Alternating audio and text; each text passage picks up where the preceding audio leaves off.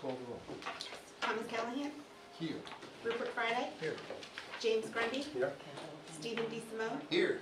Dr. O'Neill. Here. Mr. Chairman, you have 5 members present, you have a quorum. Thank you very much. The first thing I'd like to do is introduce Scott Levesque. Scott. Hi, welcome. Thank you, Mr. Chairman. We're glad to have you with us. Scott is an attorney with Kelly Souza. Is it Parmenter? Is that how you say it? Parmenter, yes. Parmenter and Resnick. He currently also serves as the town solicitor to the town of Westerly, and has played similar roles in Hopkinton and Smithfield. He is here on an interim basis, indefinitely. We have a conflict. The nature of the conflict has not been disclosed. So that's all I can share with you in terms of what I know right now. So, Scott, welcome. Thank you. Okay. Scott and I had an opportunity to speak early this week. I want to mention this to the board. I asked Scott how he preferred to interact with the board in terms of whether or not he would be referred, the inquiries come through one location through the chair or come directly to him, directly to him. He's indicated all members should feel free to reach out to him directly, any question you may have. With the note that he will provide Jill with the courtesy of knowing kind of who's called and what the nature of the conversation's been. All right? Yep. Okay, so Scott, again, welcome. Thank you. Okay, I'm going to ask the board to reorder the agenda. I'd like to take, in the interest of time, I'd like to take the site reviews up first. So if I could have a motion to take item B1 at this moment in time, I'd like to do that. So motion. Second? Second. All in favor? Aye. Mr. McGreen, you're on. Evening, Mr. Chairman. Jack McGreen for the applicant. Applicant is Ocean Bottom Development LLC. John Mahoney is the owner, and he's here to answer any questions that you might have. Property is located at 10 Stanton Avenue. It's located in an R10 zone and has a lot area of 6,975 square feet. So it's a legal non-conforming lot of record. It's vacant right now. The proposal before you is to construct a new 3-bedroom single-family dwelling with a 2-tiered rear deck, sun deck. Existing structure is non-conforming lot of record, as I said, and the front yard setback is 17.4 feet under the modified dimensional regulations. And my client's seeking a 3.5 foot of frontage relief in order to build his home within 13.9 feet of the front yard property line. The setback is 17.4. Property is also located in a coastal resource overlay district, and therefore that section 4.4 kicks in. So he'd be looking for 163 feet of relief from the wetland edge. The staff report also requested an updated delineation of the wetlands edge. My client can come up and talk to you about where he is in that determination. And also the staff asked about the drainage plan under section 7.7, and again, my client can address both those issues.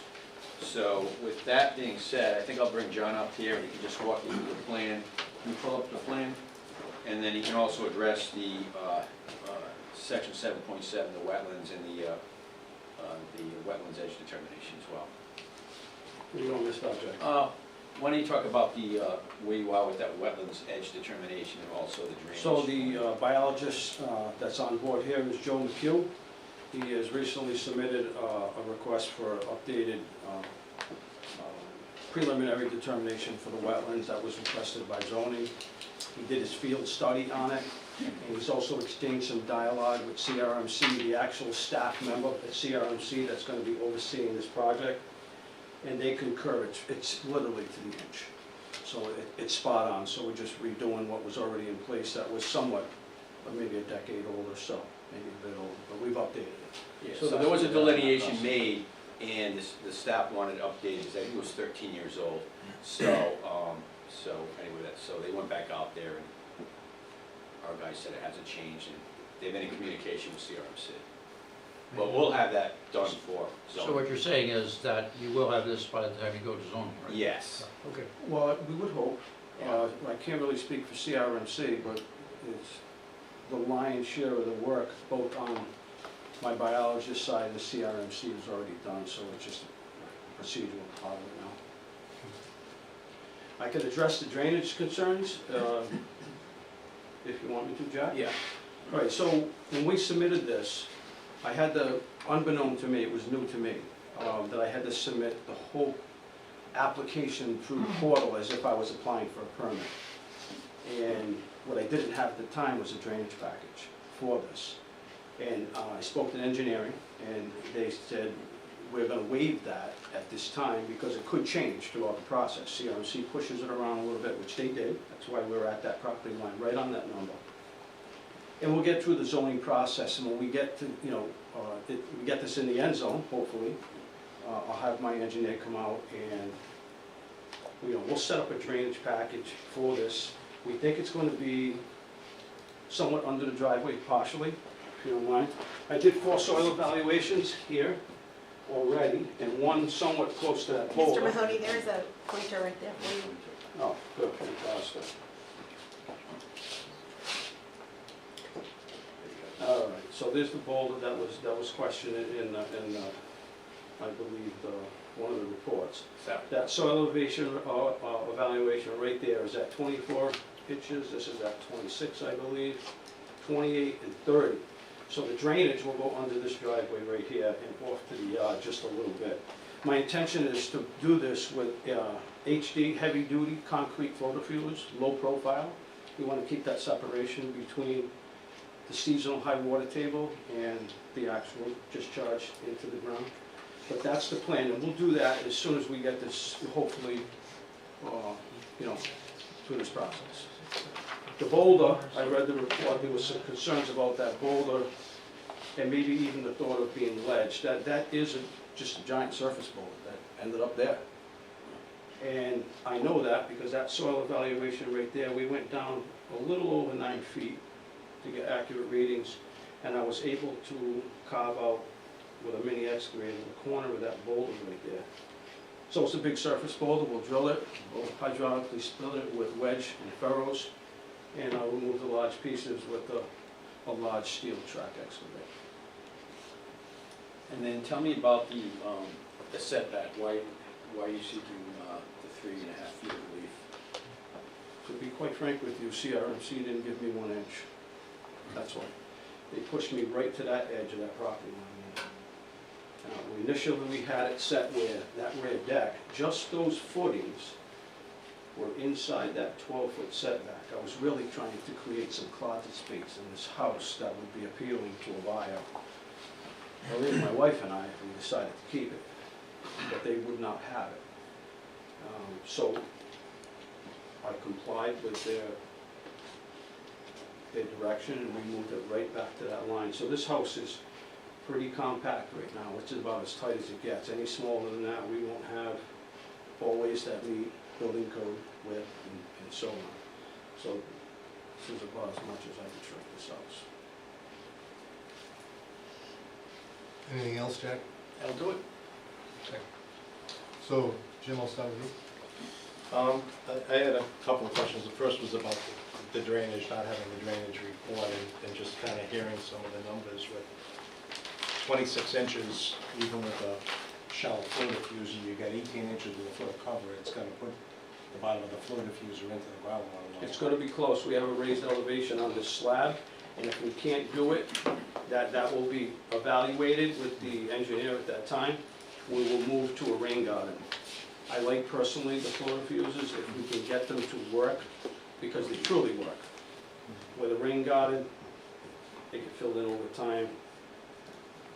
The mulch floats in heavy raining events and so on. I think that the underground package is a far superior end product, but that'll be worked out with the engineers. That's above my pay. Then for clarification, the application for the variance says to construct a 928 square foot house, and the plan shows 1,808.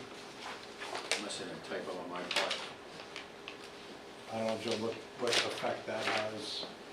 I'm sorry, you said the application has. The 900? application, give the extent of proposed alterations, construct a 28 square foot house, and then it lists the decks, but the plans that we're looking at are for 1,804 square feet. Well, it sounds like the application is incorrect, but from our perspective, he gave us the plans that were reviewed, match the site plan, Yeah. and so it would be an error on the application, they would need to We'll correct. have to correct that. That was probably the foundation. Foundation footprint? But there's no foundation, right? It's on PS. Well, no, it'll still be a, compiled, grade being fair foundation because of the being flood, 14+1. But there's still a foundation footprint for it.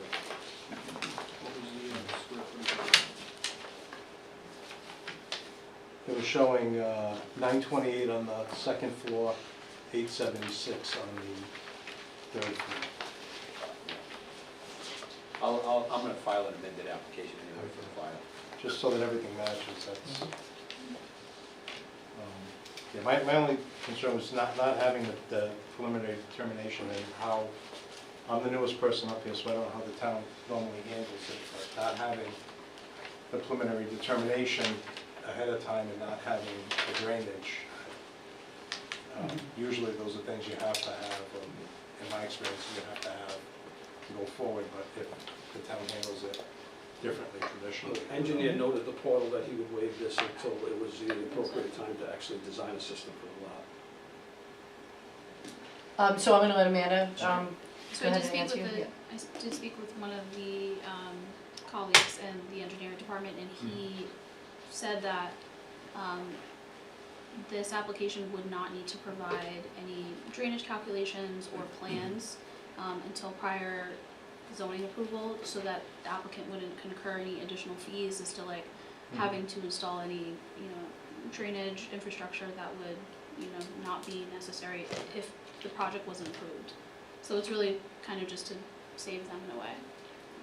Right, okay, but Mr. Reddy, with regard to the preliminary determination and the edge verification determine for the town what the net lot area is on the site, so Mr. DePani had asked for in January, I believe? It was January. January for preliminary determination, which would assist the building official and our department to figure out when you know what the net lot area is, then you know what your lot coverage allowance is, and then you know what your floor to area ratio allowance is. So we don't have the benefit of having an accurate, or an updated, I should say, we're not sure if it's accurate, it's 14 years old, preliminary determination, which would set the net lot area.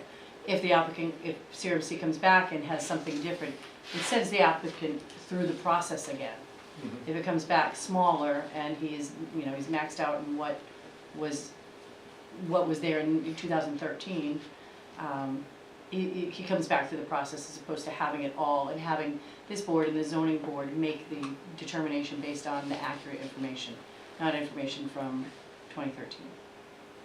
And is that subject to the 5% relief, or is, if there's any deviation, does that have to come back? So that's a question we were just grappling with on another application. The short answer is I'm not sure.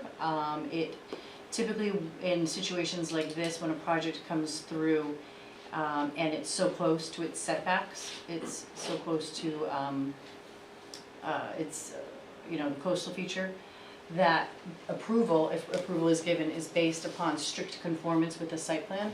So if things So change, any deviation might bring it back if that was. any an issue. deviation could very well bring it back.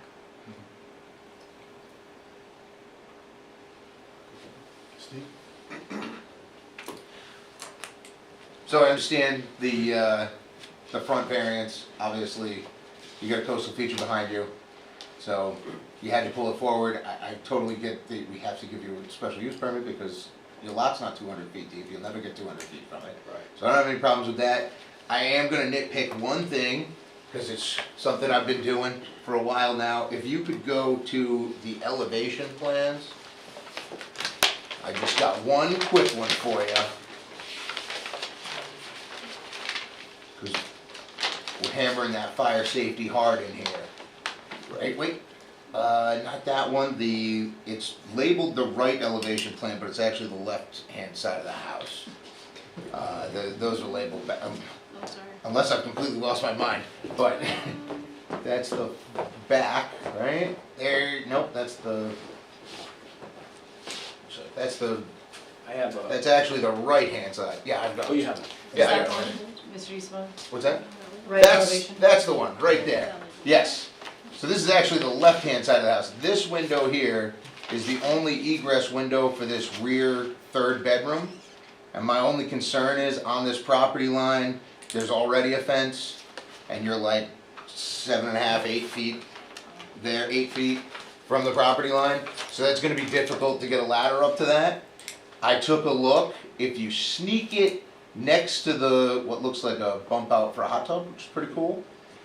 You've got probably 24 inches there between the walls and the studs. You might be able to sneak a tall side, crank out egress window. I know it's not as pretty as the other ones, but it gives the firefighters the option of throwing a ladder up against the back of the house and getting to that room. I can go one step further. I'll just make that a double mow. That's 5.7 square feet each side. It's double the code. Yeah. And we're gonna get 2 firemen with Scotty attached Well, my in that window. issue is them getting to this window. Because on this side of the house, they only have 8 feet, and at that height, with a ladder and a guy getting on the ladder, we went over this like months ago about a different thing. So there's actually a calculation for 25 feet above ground-ish. The firefighters are asking for 13 feet, which you'll never get, and I don't blame you, it's fine. But if you sneak an egress window on the back somewhere, they can get into that room. They can still get into it with the fire truck. I know we got that 100-foot ladder. Just if you think about I it. can absolutely do it if it's. I think it'll make you sleep a little better, Can I- because otherwise can I it's gonna approach? wait. Yeah. Come over. So, this window you're talking about right there? Yes, that's the exact window. Yeah, right there. That's the one. I can do that. I'll do a vertical crank out. Beautiful. Yeah, thank you. I'll sleep better too. Thank you. Just to be clear, if the board was to consider a motion to grant the variances tonight, would you be willing to accept that as a condition? Yes, sir. Thank you. That's the only thing I had. It's a beautiful house, yeah. It looks like everything else. That's what. Bring up the parking, please. Yeah, Thank you. So you're showing, on what I see here, shows 2 cars, you have 3 bedrooms. Am I missing something? Yes, so you point out where the third parking space would be. Yes, so I Where, think I can help you better Where by, is the next car gonna go? if we could get, I can spell it out much clearer, if we could just get the front elevation up, is that possible? I just have this view. You got one that's right directly on the front. One more. That's the back. This is the front. Is that the front? Yeah, these are really drawn in, may I approach? Am I good? So here's the garage under, I'm gonna call it a garage.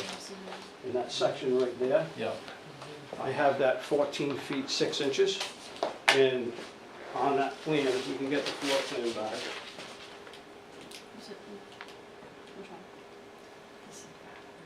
one? the foundation, the pier foundation plan.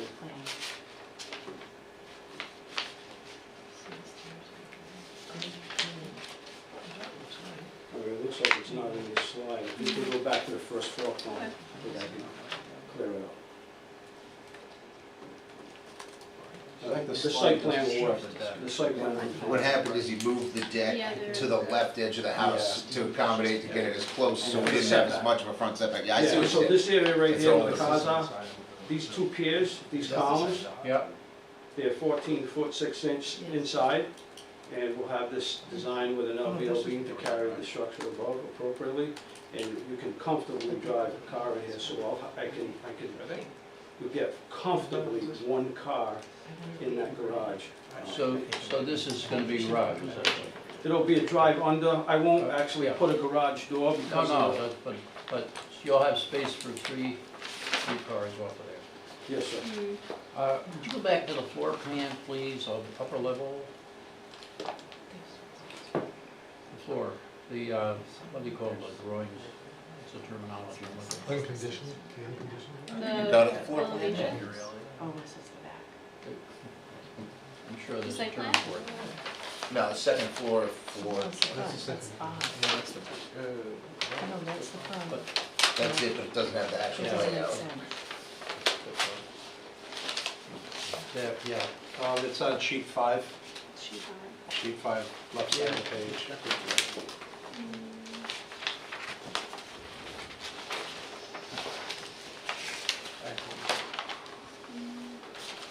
it's not up here, we don't have it here. Okay. I think I know what the mistake was. So we had an old set of plans. I mistakenly put the old set of plans in the presentation, but the correct plans are in your packets. These are the right ones, so I do apologize. Mhm.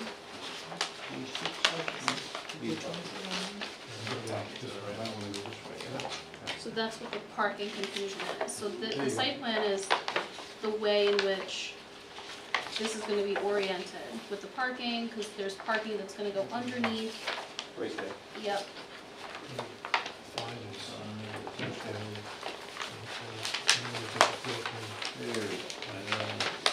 So, unfortunately, so we just- really it's just the front of the house that's different on the presentation versus what's in your packets, but the packets are correct. The materials that the board has in front of them is correct.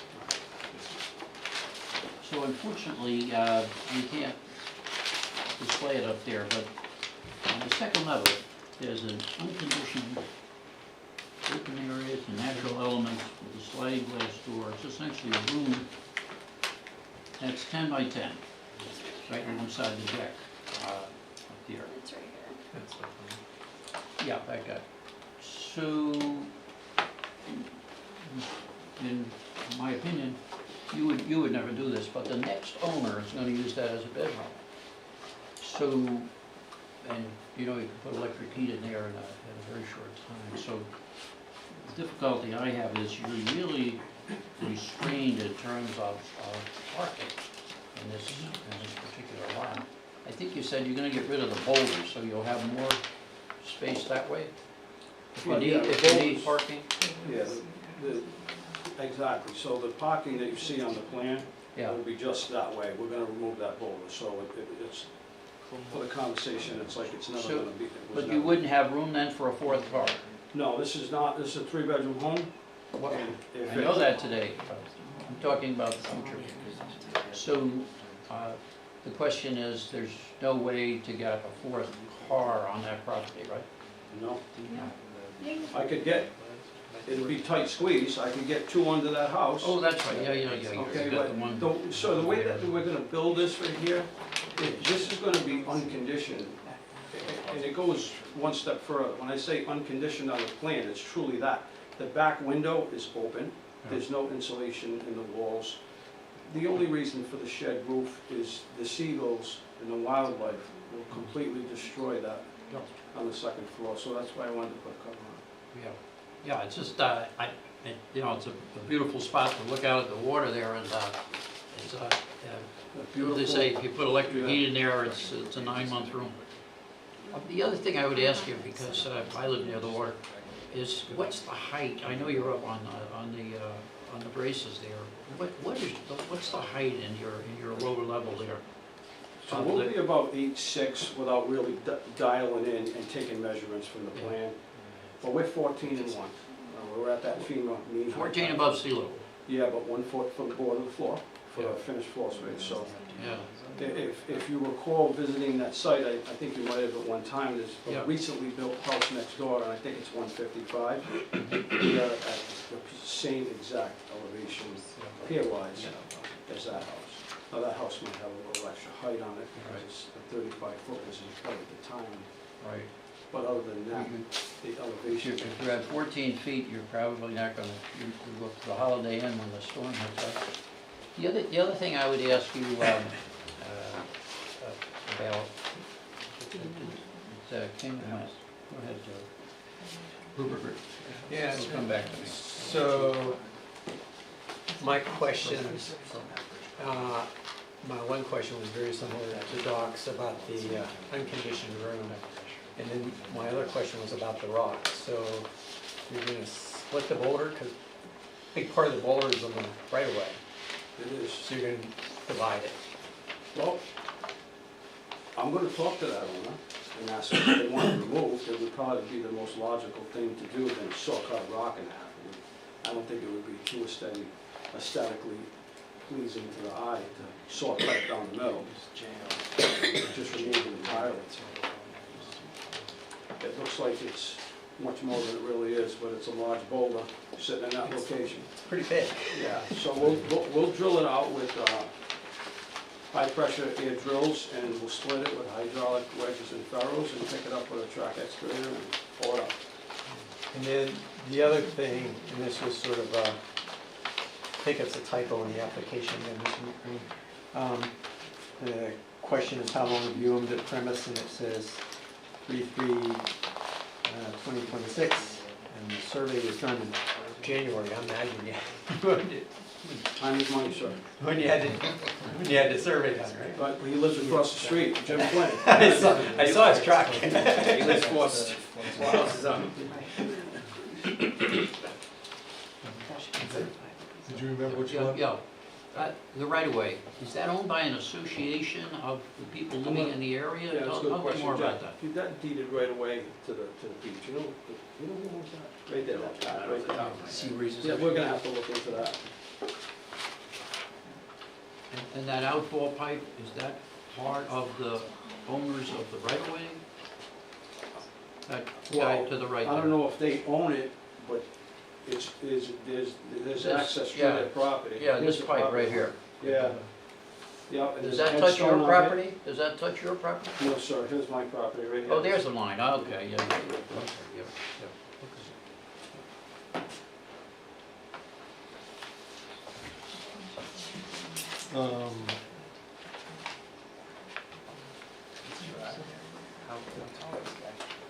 I don't have any questions for you just at this moment in time. I may have something to come back on. Let me go through this one more time. You have anything else, Jim? How about you, Steve? No, sir. You're good? You're good? Staff? Sure. So I just want to bring to your attention, you guys have discussed the flood zone, and in regards to the height of the structure, in the staff report, you can find that notation in finding of fact G. I just want to clarify, just so that the board is aware, the structure itself is not actually 22 feet tall. That's in regard to, that's referencing the flood zone itself. There's a specific chart in the zoning ordinance that breaks down different height limitations based off of the BFE for the flood zone. So in this case, it's 14 feet. But that subtracts about 5 feet, give or take, for each increment of the design elevation for homes that are located in flood zones. So I just want to point that out to the board that the structure itself will be no taller than 30 feet, but in the staff review or in the site review, it does say that the max height is 24 feet and the structure is proposed to be 22 feet. 22 feet, it won't actually be 22 feet tall, it'll be 22 feet above the flood elevation. Thank you. Anything else from staff? So I guess the question I have for staff is, in your judgment, is this application, are you recommending that this application be deemed complete, given the absence of a written determination from the CRMC right now? Given the kind of the opportunity for back and forth that you described earlier? Understood. So they checked the box, well, actually, they didn't even check the box, they didn't provide a PD at all, we found a PD in our file. We requested a PD, it was not, I'm not sure when they applied for it, but last we checked, an application hadn't even been submitted. Not having that information, and not having, And the specific reason why we asked for a PD is because the original PD, CRMC was not favorable to development on the lot, and there have been, as you're aware, there have been multiple storms, late '22, early '23, which may have changed the line here, that we're just not aware of. As I mentioned, without that information, you're operating on, you're moving ahead on potentially, I mean, to me, insufficient information and potentially erroneous information, because you don't have the most accurate information you're asking for. If this board is comfortable moving ahead with that, perhaps the applicant can not be heard at zoning until that comes through, because at that point, a decision will be being made on information that's 13 years old. Well, you found that in your files, that there was, somebody said here that determination had expired because of the length of time that had passed. It expired within a year. So while there was a determination, there's really not a determination there. It's an expired It's determination, an expired correct? determination, right. So it seems there is an argument the application is not complete right now. You could make that argument. I would leave that up to the board if they're comfortable moving forward. From a staff perspective, and frankly from an applicant's perspective, I don't know if he wants to go around the horn twice or just wait for the information to come in and then go to zoning.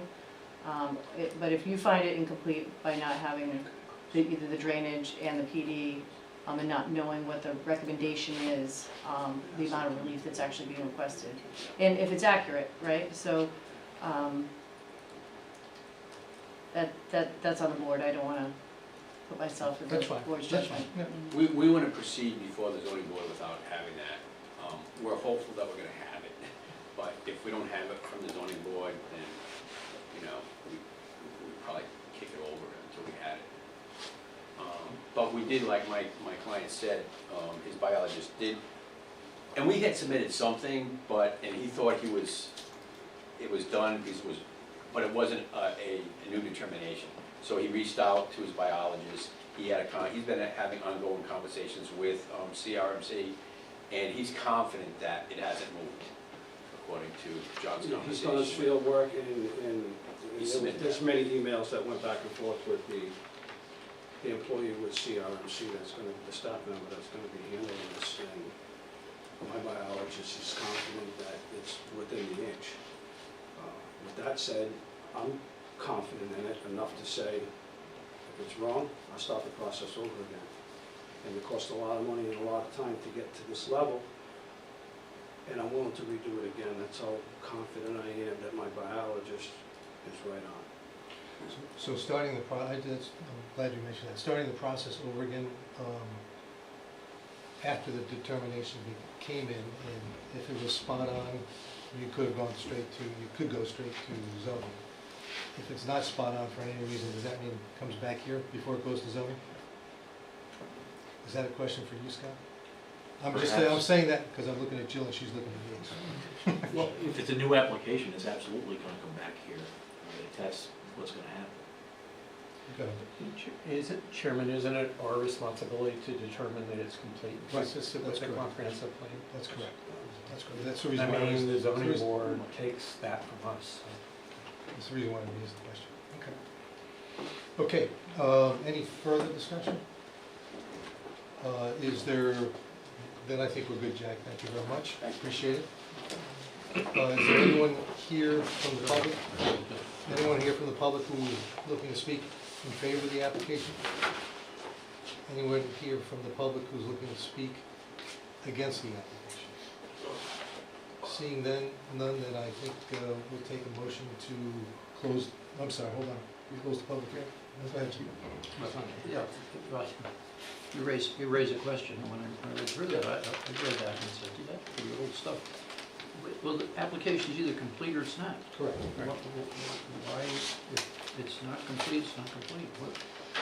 I don't understand the discussion. Maybe there's a legal aspect. We can have a discussion to close the public hearing. It's not a Can we? Yeah. Yeah. Well, it's not a hearing. It's not a hearing. Fine, planning board, yeah, okay. Well, we can close discussion until we reopen. Until we reopen it again. Did you want to say something, Scott? Yeah, I heard the question, I'm not sure if, Mr. Chairman, you want me to answer the question.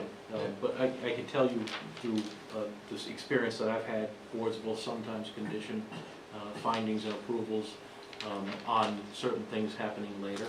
So this board does have the prerogative to decide the matters of this evening and condition its findings on an updated CRMC finding. So you could do that. So in your judgment, it would be, I don't know if you've seen it before, Scott, I'd be interested in knowing that the determination that the application was complete contingent on? Yeah, it's Have the you seen equivalent something of like- granting what we call a waiver. So you waive a particular thing, but it's not a permanent waiver, it's a waiver that's done for the time being. And then your findings are conditional. You could do that. I will say, the concern that Jill raised is a real one, which is without that information, it could completely change the picture that you're getting. And that may alter this board's determination. It certainly could not proceed for zoning because the zoning approval will require that the site plan that is approved is exactly what gets approved. And you can't do that before you know what the lot area is and then set all the parameters that Jill mentioned. So, yeah, it's up to your comfort level. If you feel that you have enough information to condition your findings this evening, you can do it that way. But you're by no means required. And it's a good point, the application technically is incomplete. Thank you. Any further discussion amongst ourselves? Well, I would say it's either complete or incomplete. We just heard it's incomplete. Well, I think what we will now do is look for a motion on the completeness of the application. I would move that it's incomplete. I'll second it. Is there discussion on that motion? I would prefer that we move it along contingent on them getting the requisite information, especially since he said at his own expense, he'll come back if it's not accurate. I'd hate to hold them up another month to see this come back with exactly what he said, and we all look at each other and go, hey, sorry we cost you 2 months, when he could already be in zoning. So that's where I stand on it. I'm sure unsurprising. That's my opinion, but you got a motion in a second? Anything from James, I guess? I mean, my concern, I don't want to hold it up for no reason. The question is, I have a concern over the 5% threshold, which I don't know how this new law plays in it. So if we were to approve something and the line moves, there's certain percentages now that are given without re-review. So if the PD comes back and it's 4% different, is that something that it wouldn't come back to us, or are we allowed, I don't know that we could make a condition that supersedes a state statute. You cannot. So that kind of makes me feel that we should have the PD, especially because it was requested quite a while ago. If it weren't for that flexibility that the General Assembly decided to give as a requirement that it be granted, I'd be more inclined to go with let's just condition it. There's 5% on this, and then at the next step, realistically, there's 5% again. So every time it's reviewed, there's that conditional 5% that has a multiplying effect. So that's why I would probably like to see the PD. I don't think we need to revisit all the facts. If it comes back and everything matches, I think it's a very quick process of saying it's all been presented and explained well. I'm just afraid of that little multiplier effect working its way down the line. If you don't mind, if I could ask Scott about that multiplier effect, because we're an advisory body, we're not giving any kind of approval here tonight. Does that still give a multiplicative process? Because we're not actually proving anything. We're just giving advice to the zoning board, saying if you have all this information, then you can, and the plan hasn't changed, you can go forward with our, our advice would be to grant whatever, if that's our advice. I don't know where we're gonna end up on this. But I didn't realize that our advice could be modified before it's modified again in zoning. Is that, Your advice is what it is, so whatever you Yeah. decide this evening, it's gonna go to the zoning board potentially, or it won't. Yeah. So won't change unless the applicant comes back. okay, so we don't have to worry about the 5% modification? No, I think you Or- do. I think it's a valid concern. Okay, I think what we don't know right now is what the actual lot size is, right? So that will determine everything that happens next. How big can the building be? How much coverage can you have? All very important determinations, which could change your view of this project. And that's the issue. It's your comfort level at the end. I'm not telling you which way to go. You do have the option, Yeah. but that's the risk, that the picture you get when the application comes back potentially is different than what you're seeing now drastically. okay, can we condition it that if it is different, they have to start, I thought that was what we were gonna condition it as anyway. No, it wouldn't be that kind of condition. The condition would be that they get to go to zoning with the condition that they have that CRMC PD in hand. Gotcha. So we can't condition it that that PD comes back a certain way, just that they have it. Right, because you're just Okay. giving advice, you're not approving a project. Fair enough. Right. But Scott, to a point that I think Rupert tried to make earlier, while our action is a recommendation to the zoning board, the determination that the application is complete is not the zoning board's decision, it's this board's decision, is that correct? Absolutely, and it's step one. Thank you. Rupert, anything else? Doc, anything else? Okay, so the motion is a motion that the application is not deemed not to be complete by the board. All in favor? Aye. All opposed? No. 4 to 1. I don't think we need to take any action on the application itself, is that correct? Correct. Comes back. Thank you. All right. See you soon. Okay, back to, we'll move on now to, is this it right here? Jack? Is this it? Okay, we're back. That's all right. Can't make everybody happy. Just kidding, lighten up here. I make my wife unhappy on a regular basis. She can hear you. I know she I know she can. It's on video. So we're back up, we'll go back up to the recommendations of the council. Point A. Let me take a minute and see if I can refresh our recollections on this. When the council provided, has been sending proposed ordinances to us.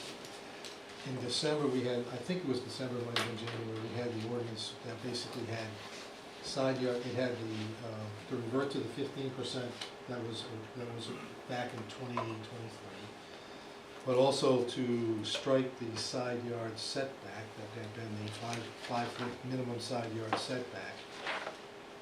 And also basically had modified Breakwater Village's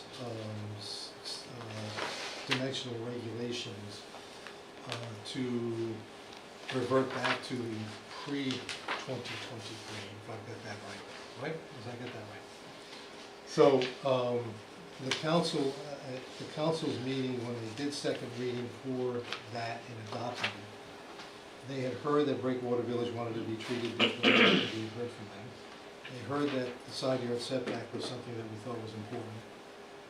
And that there was the outstanding issue with respect to language that was included in the high water table district, that no one can really ferret out what it meant, what its meaning was. We'll talk about that, I think, a little later. Subsequent to that, sometime over the course of the last week, the council president, in a note to Jill and other staff members, which I asked Jill to provide to me, made clear that they were open to looking at the Breakwater Village issue.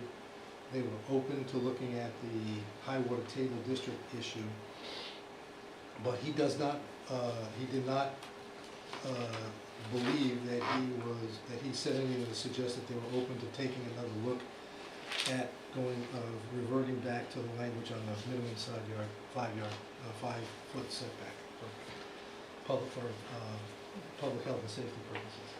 So, given that, and the way the memo that we have in our package in front of us is structured is as a single recommendation on both Breakwater Village and on the 5-yard setback, I'm going to suggest that we divide the questions and take them separately, and then the memos will, the memo that would go to the council would be 2 separate memos on each of those issues. They wouldn't substantively be much different than what they read, how they read right now, but they ought to go separately. And then with respect to the high water table district language, I'm going to suggest, because there's nothing in front of us in writing tonight, we don't have anything that we can make a motion on, but I do think we can discuss it at the appropriate time in here and see whether or not that's something we want to consider for the next meeting or not. So if that sounds like a fair way to proceed, Scott, do you see any problem with that? No. Jill, do you see any problem with that? No. Okay. So why don't we start with Breakwater Village, okay? Then we'll come back to the... Right, and the idea of maintaining minimum setbacks, we've discussed that over and over. We've had fire experts in here pleading with us, don't decrease, it's tough enough if it's 5 feet. Don't decrease the distance between structures for fire safety and for just for living purposes, but certainly for fire safety purposes. Get open the car. See you, Jack. So we're gonna take that question second. Second, there we go. Okay, all right, so let's do Breakwater Village, please. So staff, do you want to just quickly review the memo with respect to Breakwater Village? Absolutely. Yes, so Breakwater Village, and it's up there, it's a little difficult to see, but you can see it's grayed out and you have it in your packets as well. The dimensional regulations were changed for Breakwater Village at December 18th of 2023. Some of you may recall that, and it was a change of approximately 15% for the setbacks, which everyone, let me just say for everyone who may not be familiar, Breakwater Village is a particular location in town that has its own set, it's a Breakwater Special District. It has its own set of dimensional regulations. So those lots are not considered substandard. It's a paper table that describes what the setbacks are for each lot, for each category or grouping of lots. If they're, under 1,500 square feet, between 1501 and 2,000, things like that. And you can see it up here on the table on the left-hand side. The changes were made in December of 2023, and they addressed the concerns that I believe the board had and the council had at the time, which was, in particular in that area, things are really small, really tight, and a 15% modification could get you to about 4 1/4 from your neighbor at somewhere between 24 and 26 feet high. So in April of 2025, the town council brought forth to this board a number of changes, several of them. One of them was this change. We all, without going through all of that, ultimately the council just withdrew their proposed amendments in May of 2025. And in December, they brought it back to this board in a different format. They only tackled just the 15% throughout the ordinance, and they, as well as that side yard setback. And there was another piece of language in there too, which Mr. Kelly, you've already alluded to, that we'll discuss later. And during your meetings, as you might recall, we had 2 meetings on it. At both meetings, we had someone from Breakwater Village come to those meetings. The first one was a member, and the second one was the president of the Breakwater Village Condominium Association, whereby she expressed that she and the association were not interested in having the changes made that were being proposed. They would like to stay with the modification, I don't want to use the word modification because it's confusing, but the amendments that were made in 2023, bringing back the dimensional requirements. She also asked at the time that the board consider amending the section in the Breakwater Village Special District section for accessory structures and sheds to mimic what is allowed in the rest of the town, which is a 1/3 setback as opposed to the way it was worded for them. It was worked out to be they had to be 2/3 of the regular setback as opposed to where the rest of the town was a 1/3 setback. And she provided a legal letter at the time that I believe this board reviewed. So this board recommended on December 29th of 2025 a variety of changes in consensus. I think you're all here. You probably remember that one of them was to not make those changes to Breakwater Village. And ultimately, after a public hearing and after lots of discussion by the town council, they went ahead and made those changes to the ordinance. They made those amendments, which included amendments to Breakwater Village. As Mr. Callahan mentioned, Mr. Council President Menzies mentioned that it could be looked at a later date, and the Breakwater Village Association reached back out to us, to the town, and as you recall, Mr. Pimentel, who is our former building inspector, who lives in Breakwater Village, was here representing Breakwater Village at last month's meeting, asking for this board to consider the changes. And so here we are. The changes that are before you are exactly the changes that were that took place in 2023, save that definition that I mentioned, which is for the sheds, which is the language that the Breakwater Village Association attorney provided to us. If I remember the consensus for that particular matter of this group was it 5-0? It was It unanimous. was unanimous, that's what I said, okay. So I think, is there I guess we can discuss it with or without a motion right now, but maybe if someone wanted to make a motion, it might be easier. I move that we propose to recommend that town council change the setbacks, the dimensional standards for Breakwater Village be reverted to what they were adjusted to in 2023. Is there a second? Second. Question on the motion? Would you also include the adjustment to the Yes, sheds sure. back at that? Yes, and with the adjustment to the sheds, which is consistent with the rest of the town's, ordinance.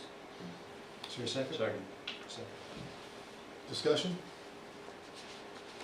Anybody good? I can speak, so the second reading of this in front of council, I stood in front of council, I said, want to raise 3 points to the council about this change.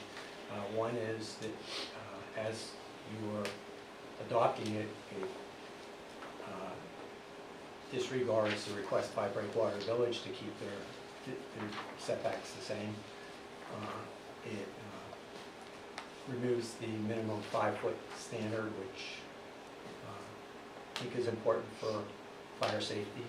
And the third is the language that was added that we had 2 attorneys and 2 other attorneys in the audience that couldn't explain what it means. So on the Breakwater Village question, is there any further discussion? All in favor? No? No, No. I mean, pardon me. Because this is a recommendation to town council, Yes. it would be beneficial if this board could either reiterate or add, it sounds like you may want to go with a reiteration of the standards for recommendation. So compliance with the comprehensive plan. Yeah, I amend my motion to adopt the findings of consistency with the comprehensive plan and the zoning ordinance as previously found by this board. Second. Any further discussion? All in favor? Aye. Aye. Any opposed? No. Okay, so that's 5-0. Okay, now the next one might be a bit more, might cause a bit more conversation. When we talked about when we discussed last time out on the side yard the minimum 5-foot side yard setback, the vote on that, as I recollect, was 3-2, is that correct, Yes, Jill? Okay. And when we talked about this last time out, at the last meeting, Steve in particular, I mean, we said we wanted to see what ultimately we're going to be voting on before we decide what you want to do, which is what we're doing right now. Excellent. So what Jill, I think, has prepared is a memo that was, as it's structured right now, was essentially the same language that we had looked at our February meeting, or January meeting, whatever meeting it was. yep, so you looked at it twice in December as your recommendation, and then this is the third time you've discussed it since the passage of the ordinance. So you talked about it in February, March, and then this evening. So,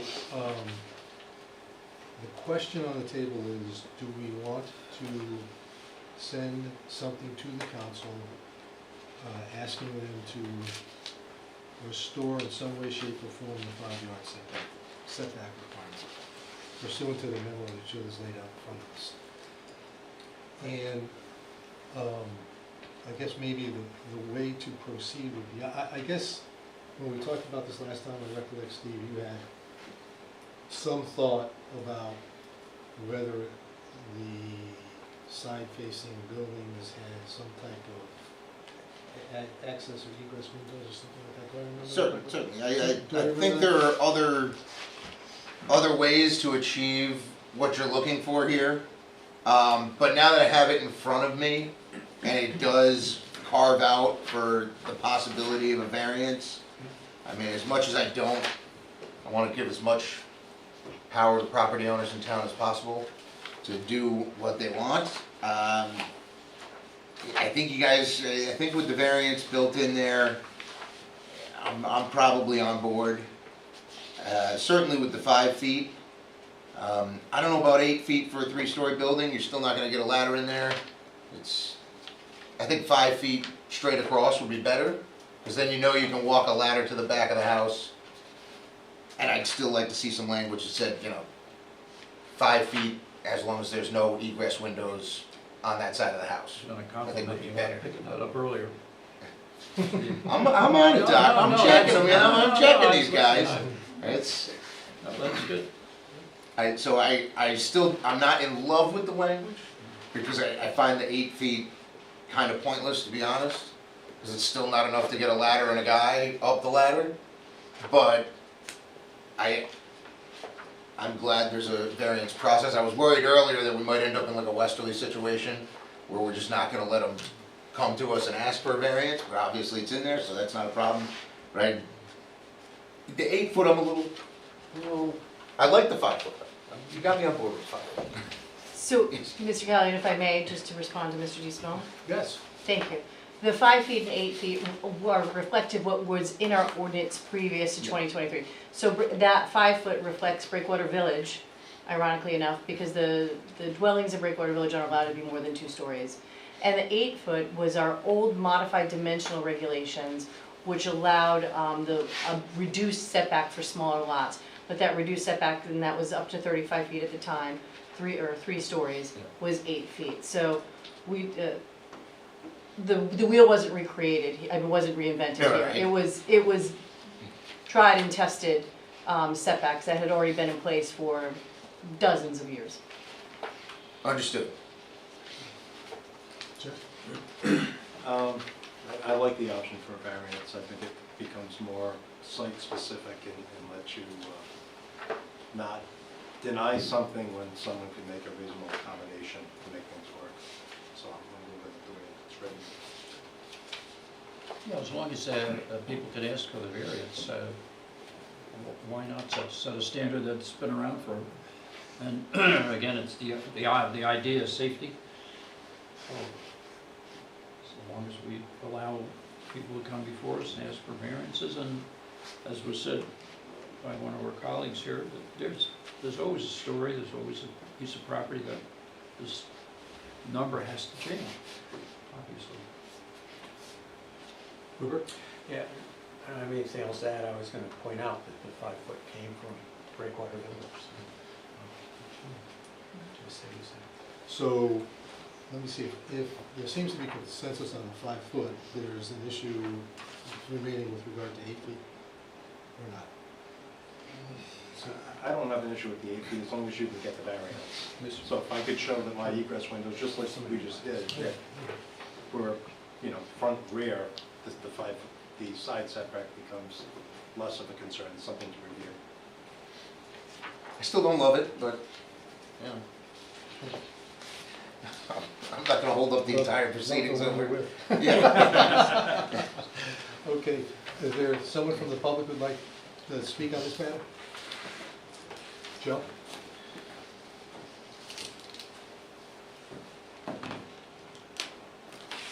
So thank you for letting me speak. Kind of hard to follow. Wayne spoke already, and Doc, you said some experts have been up here. My name's Joe Volk. I live in town. I was a fireman in town for 30 years. Yeah. So, You spoke before us before. Yes. yeah. That's what I remember, okay. And I just want to be clear, I'm not speaking in any official capacity for the fire department. I'm here basically because I think I have a unique perspective, having worked down at Station 2 for a better part of my career, and I'm also a resident for close to 40 years. So I think I can bring some things to the table that maybe would help the cause. There's a few physical things you need to, or the council needs to recognize. We're a smaller department. We're not rolling in with 20 members, 20 firefighters. We run pretty lean. So running lean in a peninsula makes things a little bit unique, especially down in Breakwater Village, anywhere in town, but especially in Breakwater Village. So geographically, we're a peninsula, and when I made a left out of Station 2, the hair on the back of my neck would go up because, number one, Breakwater Village is a high-risk place. It's already oversaturated. And when you make a left, you have to recognize that with a small department, we also don't have any help. There's no one coming from that end of the town.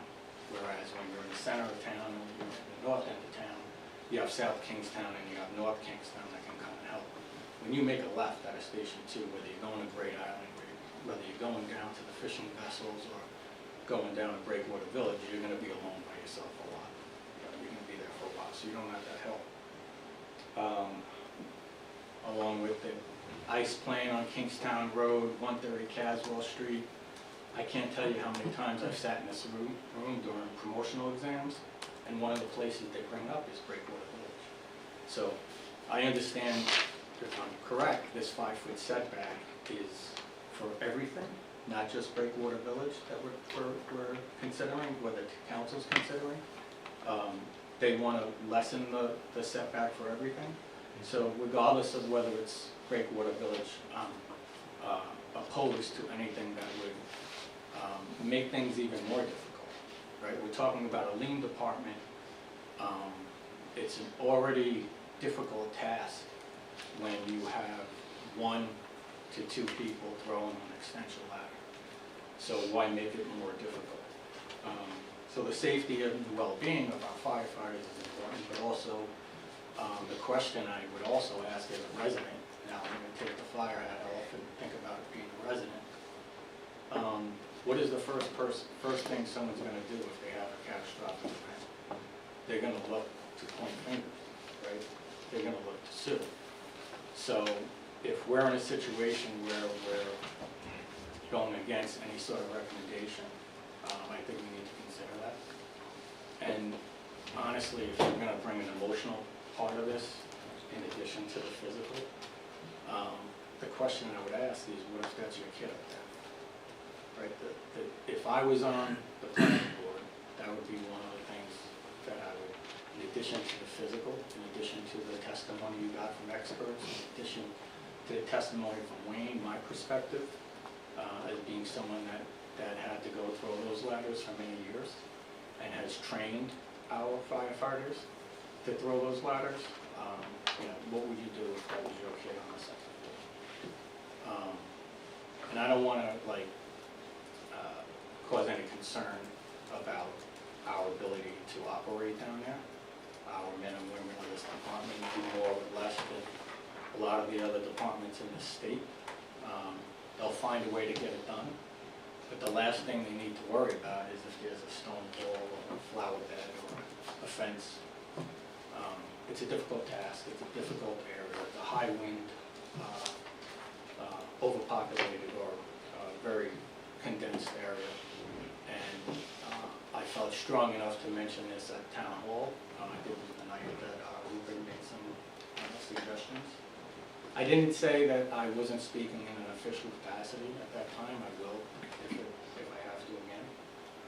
But sometimes when you get up there and you're speaking about one ordinance and they're all connected, you know, I just happen to mention that opposed to anything less than 5. So that's my perspective as a resident and someone that's done it for years. Thank you, Mr. Bolton. Anyone else? May I ask? Yeah, Bolton, Mr. Hope? Sure. Yeah. You can see there's a little, I think everybody agrees on the 5 feet, but at the 8 foot, and you heard that there is some consensus that as long as people have, they can request a variance on that. But talk more about, once you go up, second floor, third floor, Well, how much distance do you What really- I'll speak to is the climbing angle to the second floor, right? It's, there's an angle that we try to keep, and to be honest with you, this maybe would put it into perspective. If we ever have to throw a ladder to the second floor, we're not sitting there, you know, with this calculation. You stick your arm With a program. that's it, that's your 70 degrees, right? So we have to operate fast, and that's what we're looking for. As far as the third floor is concerned, it's a different animal. You would need, to Mr. DeSimone's point, you would need more space than that anyway. When it comes to second floors, it's just 5 feet that really would be the bread and butter of the rescues we would be able to effect.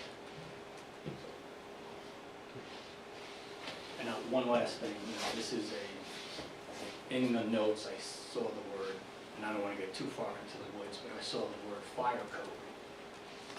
I think this is more on the building code side of it. So it's not necessarily, it's a recommendation, but it's not necessarily the word fire code, just something to bring up. All right. Thank you. Thank you. Any further discussion? If not, is there a motion?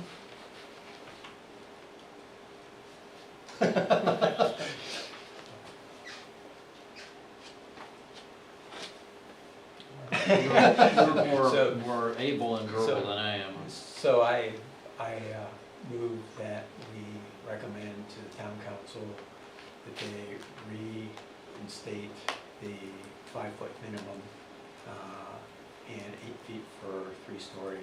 Two-story, 2 and 3, or just 3? 8 foot for 3-story.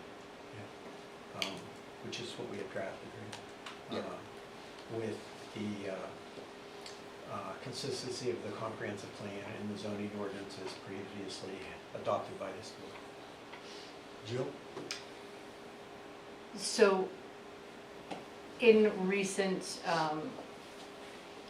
with recent history with this recommendation, or this amendment, I should say, typically the recommendation has been to say that this is inconsistent for a variety of reasons. So if I can go through those, I'm just looking in the report that you have.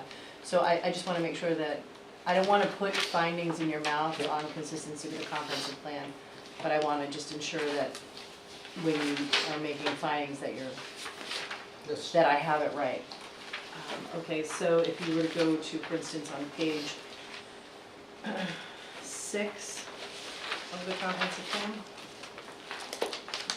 Page 6 of which? Yeah, so page 5 talks about the side yard setback, and it does talk about,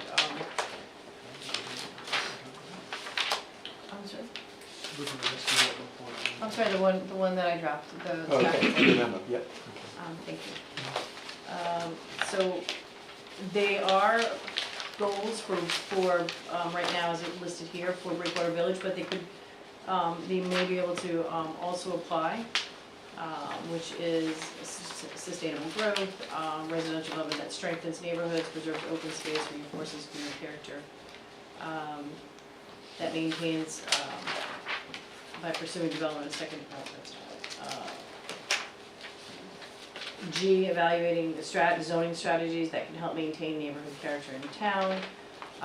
When you look at, so, and there may be other ones on land use components that I can go back with a finer tooth comb. I think in this report I referenced that I just put in some salient points, but I can go back and pull that out.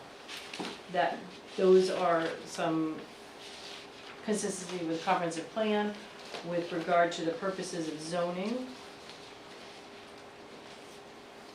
which is actually the first finding for recommendations, the first requirement.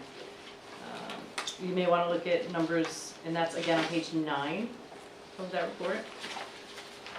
You may want to look at numbers 1, 2, 3A, and I had 7 here with a question mark, but definitely 10, which is promoting safety from fire, flood, and other natural or man-made disasters. 7 is protecting the protection of the public investment in transportation, water. So I would just ask that you take a minute and identify a couple of those for me, so I can put that in the report for you. And this is with respect to the reverting on the side yard setback, is that Yes, correct? this is with side yard setback. So- You've already done this with, Right, so for the consistency of zoning, Jill, I think Yes. 1 is clearly there. I think I 3A think 3A is there, and then 10.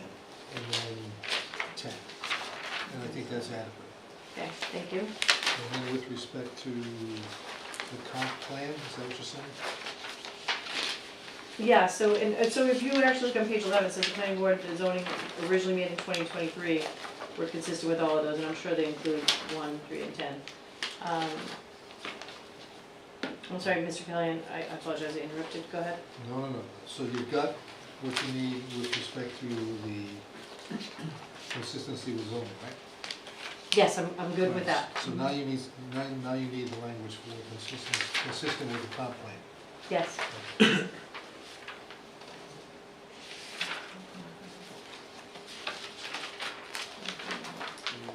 No, it's That's in okay. the. Well, we can, yeah, let me take a minute here. Okay, we go to action. We just go to action. Rupert, in the comp plan, that would seem to hit policy H2.2 supporting residential infill and expansion that is sensitive to the surroundings because it wouldn't increase the need for additional space. It would also hit the goal H2, protecting the unique character of Narragansett's neighborhoods along with building consistent with what we currently have. And yeah, I think that's a good one. And L2? There'd also be LU 2.2 Right. promoting residential development that strengthens neighbors, preserves open space, avoids sprawl, and reinforces community character. That makes sense. So on this one, do you need why it's consistent or inconsistent? I need why your recommendation is consistent. Okay, so it's consistent, I think, based on what, I think, the conversation that Rupert and Jim just had. L 2.2, Mm-hmm. LU 2, LU 2.2, H2 and H2.2. Thank you. Okay. And if the board is comfortable, I think I can, well, I'll put that back to you. Do you want to go through the rest of the changes? So, I'm sorry, the rest of the requirements. So, you're going to be on, pardon me, on page 3. So we did the ordinance, we did the comprehensive plan, the land uses, buildings and facilities, natural land and water, and then other regulations. Those are all referenced in here. If the board is comfortable, I can pull those references out. Gentlemen, good? You good? You good? We're good. So, Mr. Chairman, if I may, we Yes, need Scott. Mr. Friday to modify his motion to add the references and findings just discussed by the board. I modified my motion to reference the findings for the comprehensive plan zoning as just discussed. You don't need them re-articulated again, do you? No, I do not. Okay. So, Second? is there a second? Yep. Yes, sir. Second. Any further discussion? All in favor? Aye. Anybody opposed? Steve, thank you. No problem. Happy to help. All right. All right, so that takes items A1. Now, item A2, I'm going to ask Rupert to take the lead in the conversation here. This is proposed recommendation to the town council to send correspondence to the Rhode Island General Assembly regarding House Bill 8004. Rupert? Thanks, Chairman. I thought I'd start with a history of how we got here. We had a subcommittee that was working on updating the subdivision regulations in response to the legislation adopted in 2025. And we had a meeting in October, actually it was October 14, I believe. At that meeting was myself, the subcommittee at that point was myself, Mr. Callahan, and Joe was at the meeting, and Mr. Craven was there as our solicitor. And so we were talking about the changes, and in the 2025 legislation made some pretty major changes. Expanded the definition of minor subdivisions so that any number of lots on an existing street were now considered a minor subdivision. So you could have a street with at 30 lots and it's a minor subdivision. And it changed the review, so the review is no longer in front of the planning board. It was an administrative review, and review and approval unless it required a variance or a road creation. And it removed the requirement of notification of neighbors. So it's pretty major changes. And then one of the changes was talking about administrative review, which added confusion because we have administrative subdivisions. So in administrative subdivision, you have lots and you're just changing the lot lines, but you have the same number of lots. Administrative review was different, but they added that term, which I think is that could cause some confusion with the interpretation of the legislation.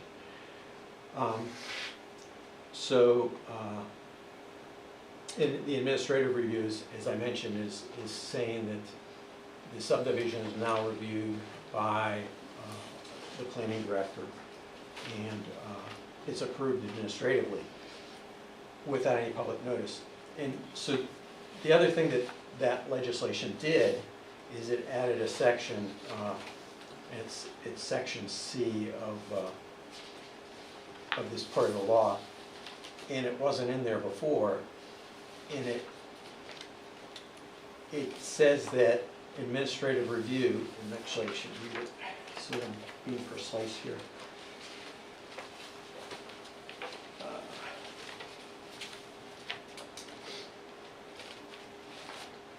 So this is 452360, and it's section C. It's a whole new section that was added in 2025. And it says minor subdivisions subject to administrative review, and that's where it gets confusing because they're not administrative subdivisions, it's administrative review. And approval only as set forth in 452338A2 shall only be subject to the standard provisions set forth in subsections A1, A2, and A5 of this section. So it omitted A3 and A4. And so at that meeting, I asked Mr. Craven, I said, the way I interpret this is, the way I read this, the new language omits 2 required findings for minor subdivisions, that lots created are buildable, and that there's no significant negative environmental impacts from the development. And I explained during that meeting that I think the omission of these standards for approval of subdivisions is problematic because creating unbuildable lots, I feel, is unethical. And I think the environmental standard is important to protect the salt ponds, the narrow river, Narragansett Bay. And these standards have been in place since they were adopted in 1991, so they've been in place for a long time. And Mr. Craven explained the messiness of the legislative drafting, especially at the end of the session. And he noted that as sponsor of the legislation, he could sponsor legislation in 2026 General Assembly that restores these review requirements as corrections or technical amendments. And Mr. Callahan asked what the proper process would be for the planning board to initiate this request and this recommendation in the General Assembly. Mr. Craven said that the planning board should recommend to the town council adopt a resolution asking that these review standards be restored for minor subdivisions. So since the October meeting of that subcommittee, the planning board's been a little busy. We had a few special extra meetings in November, December, and other things put on our plate. And then the other thing that's happened is subdivision update has been more complicated than we anticipated because of the changes required.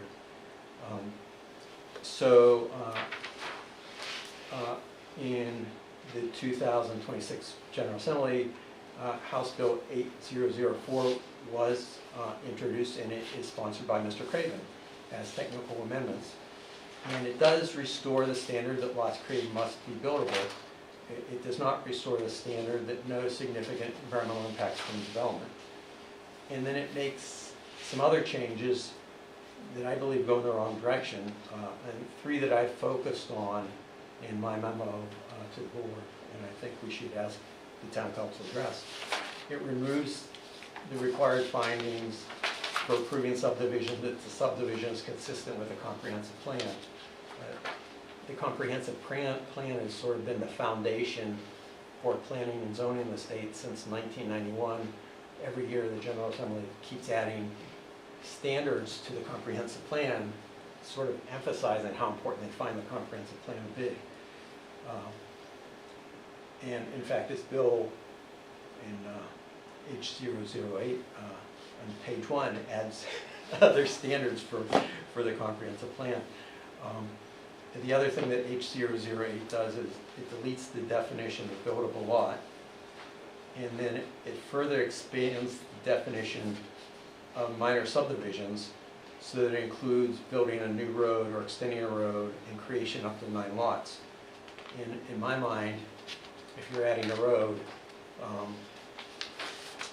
it's no longer a minor subdivision because you're adding a cost for the town for maintenance and management of the road forever.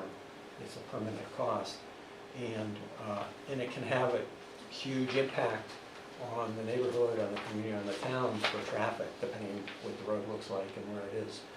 So I feel like the change in minor subdivision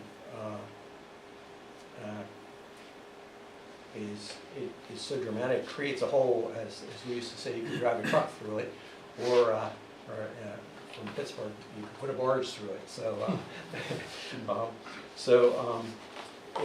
I asked that it be put on the March 17th Planning Board agenda to discuss these issues, and I think when we had the discussion, I think the board members were rightfully uncomfortable about adopting a resolution without something specific to review, and I didn't have draft legislation, no language for a resolution or a memo explaining my points.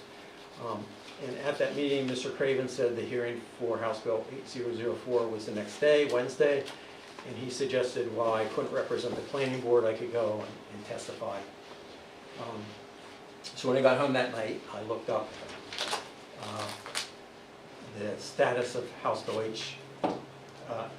8004, and in fact, it was not scheduled for a hearing the next day, and wasn't even on the schedule for a hearing. So when the hearing was held, I was out of town, couldn't attend it. And so last week, House Bill 8004 Substitute A was posted and scheduled for a vote on Thursday. The revised, Substitute A is revised legislation making changes based on the hearing they had.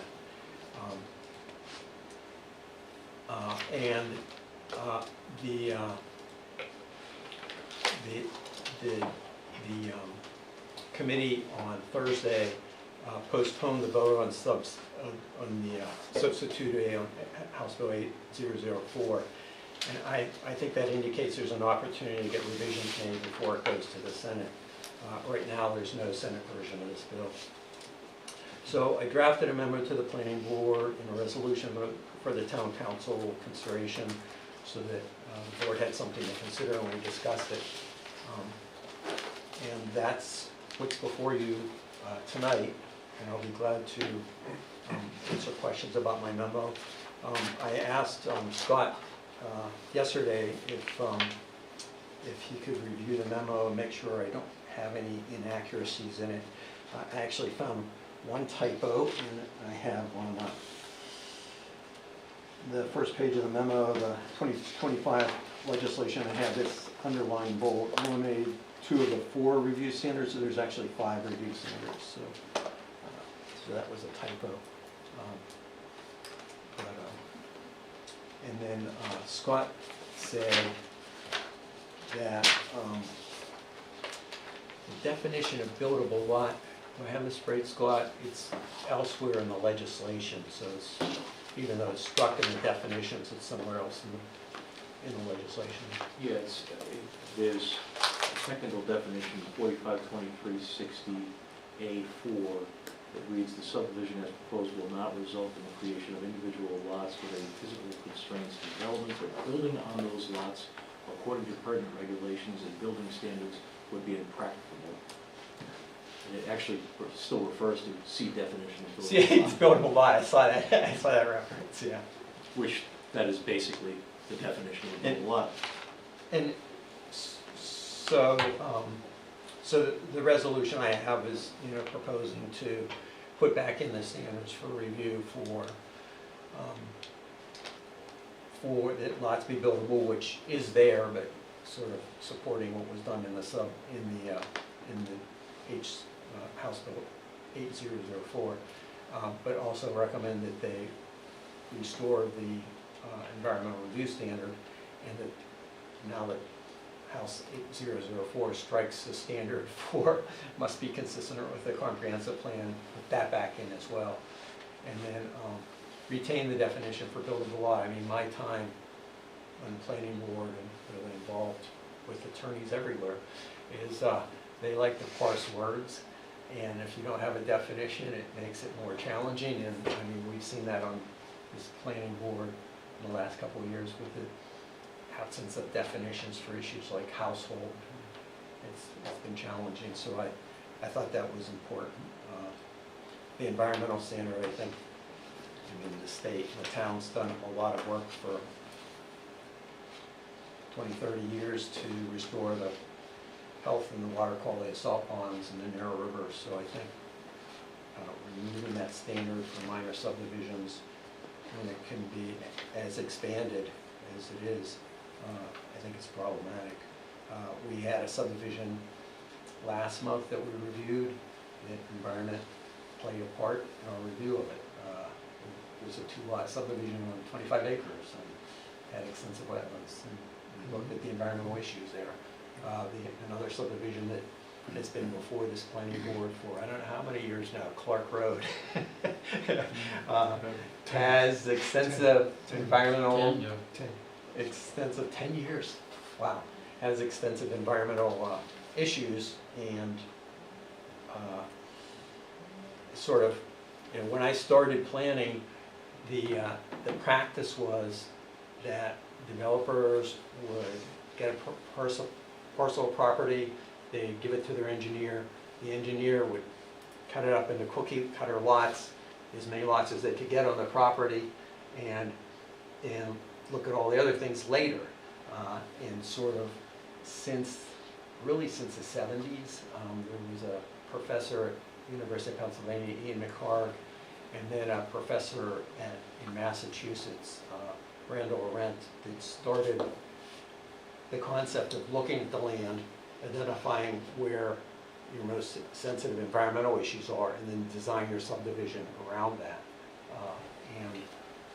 So I think going back, I mean, we have lots of subdivisions in town that were developed by the cookie cutter method. We have lots in your neighborhood that are 20 by 80 and lots of record. And we have, my neighborhood, Pettisquanset, many areas were just cut them up in squares, and I think that led to the deterioration of, we didn't understand the consequences then, and it led to the deterioration of the quality of the salt ponds and the water quality, and I think we know better, so I think it's going backwards to not think about those things. Thank you, Rupert.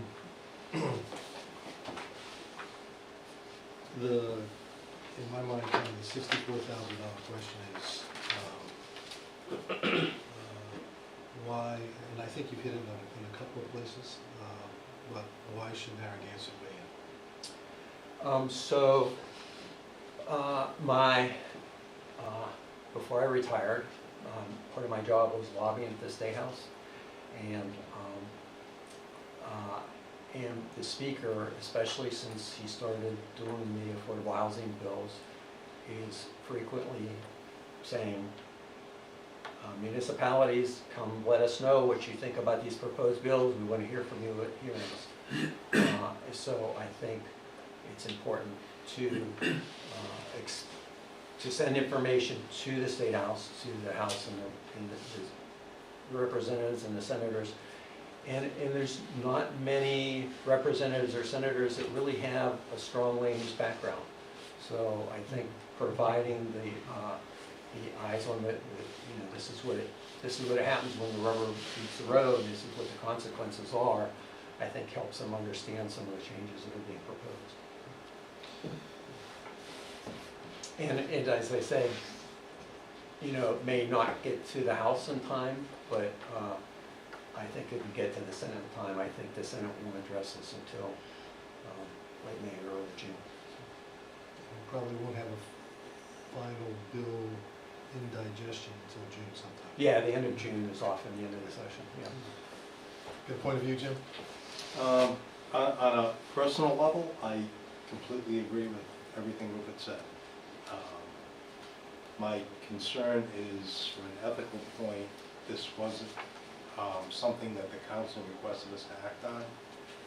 And in my mind, I've got a little bit of a concern when a planning commission advocates for something. I think we're supposed to be applying the law as it's given to us neutrally, and once we begin independent advocacy, does it give an appearance of prejudice against applications that may come to us that utilize some of the benefits of this law that we don't necessarily like? And I think we have to accept law neutrally and apply it neutrally. So I don't disagree with a single thing he said individually. I just don't know if, short of a council asking us to provide an opinion to them, if we should be independently doing that. Steve? Very thoughtful, Mr. Grundy. I agree with James, but I just want to expand on a couple things he said. I don't know if everybody, I know Rupert was at the town council meeting last night. I don't know if anybody else watched it. I watched it. They had something similar on the agenda, and it didn't go anywhere. So they seemed uninterested in this, not just in it, they didn't send it to us, but they looked at it and said, we're not interested in thumbing our nose at the State House, or whatever. They decided not to do this. So I think that's one issue. And then my other issue with it is, I don't love keeping a buildable lot standard anyway. Many subdivisions I've done have unbuildable lots in them. They're generally for conservation. I think it's a good thing that we encourage builders and developers to maybe set land aside that isn't buildable and put a conservation easement on it. Because just in the last 20 or 30 years, technology's come so far, many of the unbuildable lots in town are in fact buildable. They'll take a lot of doing, they'll take a lot of engineering, but you can put in composting toilets, there's all kinds of crazy things that people can do. So saying something's unbuildable now doesn't mean it'll always be unbuildable. So I don't have a problem with people, and land has value whether it's buildable or not. I mean, if I decide to sell, I mean, I can't subdivide my house, but if I had a piece of land and I wanted to sell it, and my neighbors have been walking on it for 20 years, and I want to sell them a portion that's unbuildable so they can continue to use it, I think I should be allowed to subdivide that off, sell it to them, and then I can take my house and sell it to somebody else. It has value to the person buying it, it has value to the person selling it, and I think saying that, why would anybody want this? Well, we don't know why. It's not our property. It's not for us to tell them how to utilize it. That's DEM and CRMC have taken the environmental stuff right out of our hands. So, twofold, on the environmental and on the unbuildable, I can see lots of reasons to subdivide a lot and create an unbuildable lot.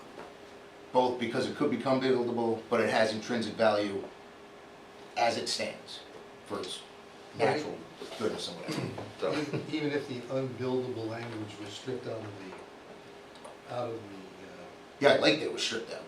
no, I'm just saying, even if it was stripped out of a resolution that went to the council, you still wouldn't support this? If basically that, we took that language out altogether. Well, I still think that like James said, we're not an elected No, body. I understand that. So I still agree with that. So yes, I'm still not gonna support it, but I feel very strongly about the unbuildable portion and the environmental portion, because technology does change, and we can mitigate the effects of construction these days in a much better way than we used to. So, Doc?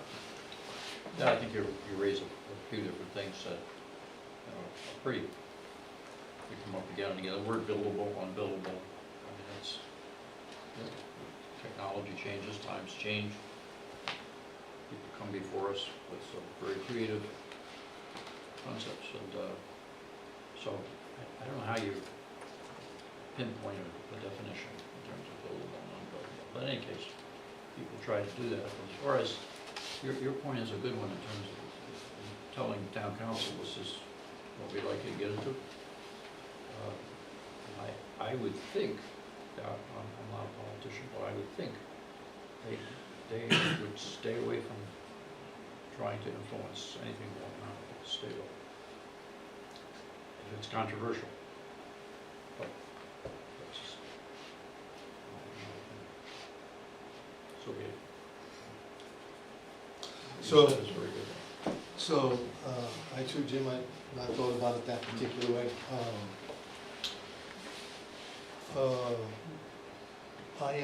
I guess I'm accustomed, and I think it's part of the planning board's role, to advise the council on all matters that have potential meaningful, significant consequences for the town going forward, to which either they may be paying attention and choose not to weigh in on, or they have so many things to cross their screen at any given time, this may not have come to their attention. But I do think we have a role with respect to that, and I'm comfortable with sending them things for them to consider, which they can say, you know what, we're interested or we're not interested, and here's the reasons why. In this particular instance, I think, I think I called Rupert and said, here's some things that, for my take on this thing. I think the issue of restoring the unbuildable lot language is not necessary, because it's clear, I think, I agree with you, Scott, if I've got this right, it's clearly covered in terms of what unbuildable means. And even if you strike the definition, the language still is there and governs, if I'm not mistaken, is that correct? It's in the required findings. It's in the required for findings. I'm not sure how many, thinking about it as a practical matter in Narragansett, how many 9-lot subdivisions with new roads are likely, we're likely to see, maybe some. I am personally familiar with the, kind of the Clark Road piece, and I know in that particular case,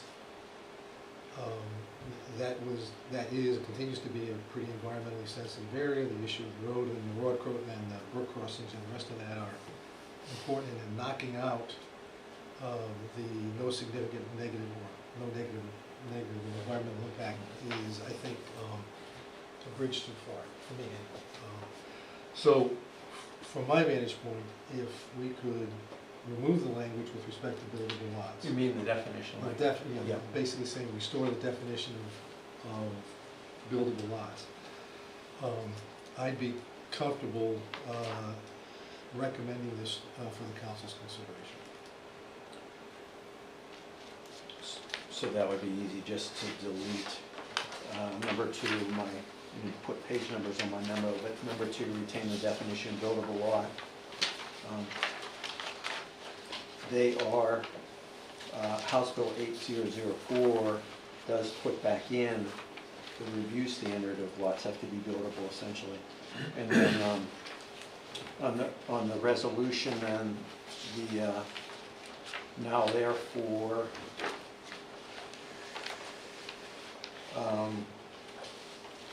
Retain the definition of buildable lot. yeah, just delete that. Just delete that. I'd be comfortable with that.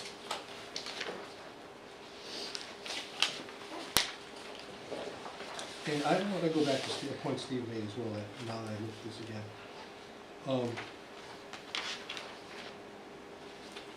There may be lots that are created that are either unbuildable, or whether or not they're buildable or not are put aside for conservation related purposes. That's written into the language that you can do that. Okay. So then the bullet here that says ensure all lots created are developable, are you sure you want that as it currently stands? That second bullet as it's stated? Is it in my? Yeah, now therefore be it resolved, the second bullet, Ensure, all lots. oh, I see what you're saying.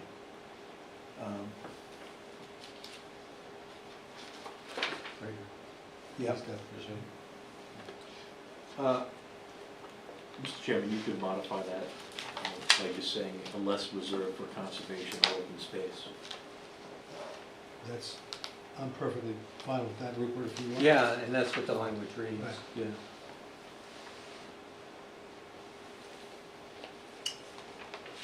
With those changes, I'd be prepared to support this, Rupert. So is there a further discussion before I ask for a motion? Any further discussion? Did you want to say something, Joe? I'm sorry. Mr. Levesque and I were talking about whether or not, there was a question brought up about whether or not the board had the authority to make an unsolicited recommendation to the town council, and we had pulled up the law. And the answer is? The answer is yes, you do. That's what I thought. So under 4522(7), powers and duties of the planning board or commission, there's some pretty broad powers that include addressing land use and land use regulations, and also further making studies and reports and recommendations to the council concerning those kinds of things. So under the broad powers under 4522(7)(d), and some of the findings afterwards in E through J are pretty broad and they give you that authority. Chairman, there's other parts of the enabling legislation that, I didn't go to, but there's specific language, general purposes of land development subdivision review ordinances, promote the protection of the existing natural and built environment and mitigation of all significant negative impacts of any proposed development on the existing environment. So the enabling legislation has a lot of language that backs up, Yeah, like I said, I'm comfortable with that. I understand that the point is well taken in terms of whether you get a perception of,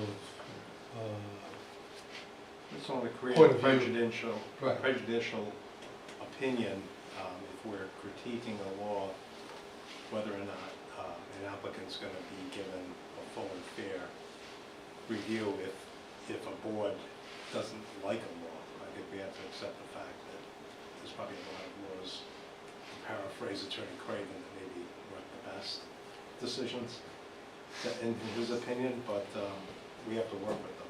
Right, and I fully agree with that. I think the best way to end up with a law that you don't like is essentially try and make it as good as you can on the way through the process.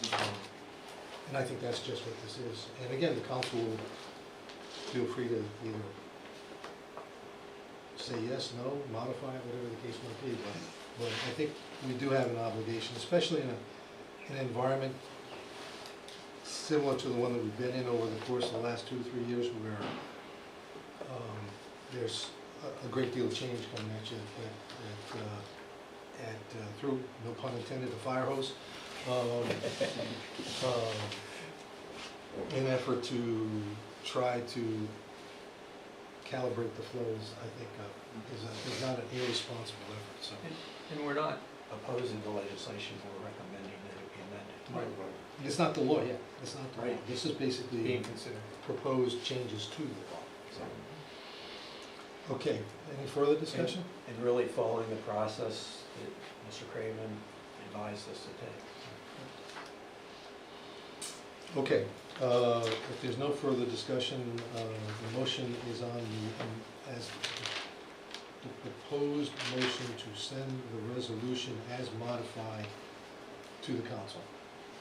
Correct? Correct. Okay. And it's it was moved by, I make the motion as drafted and submitted to the board for consideration. is there a second? Yep, second. Okay. All in favor, say aye. Aye. Aye. All opposed? No. 3-2, aye, thank you. 3-2. Okay, next item on order of business, approval of minutes. We have minutes from December 16, 22, December 22nd, February 18th, and March 17th. I think we have to take them one at a time if I'm not mistaken. Okay. So, starting with, we'll get to them.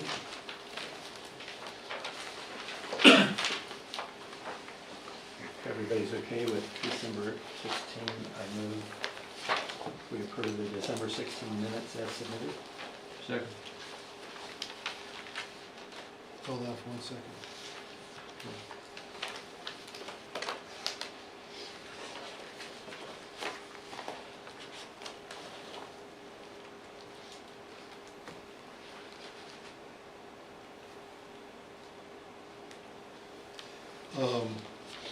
The discussion on Old Boston Neck Road with LIC, there was a question that I asked that I wanted to see reflected in the minutes. I asked Mr. Doherty whether and what did he have recorded on the land records? And he said he did not have, he said that was a good question. As I recollect the conversation, he said that was a good question because he didn't have the Shab decision, of course, recorded. He didn't have the Superior Court judge's decisions recorded.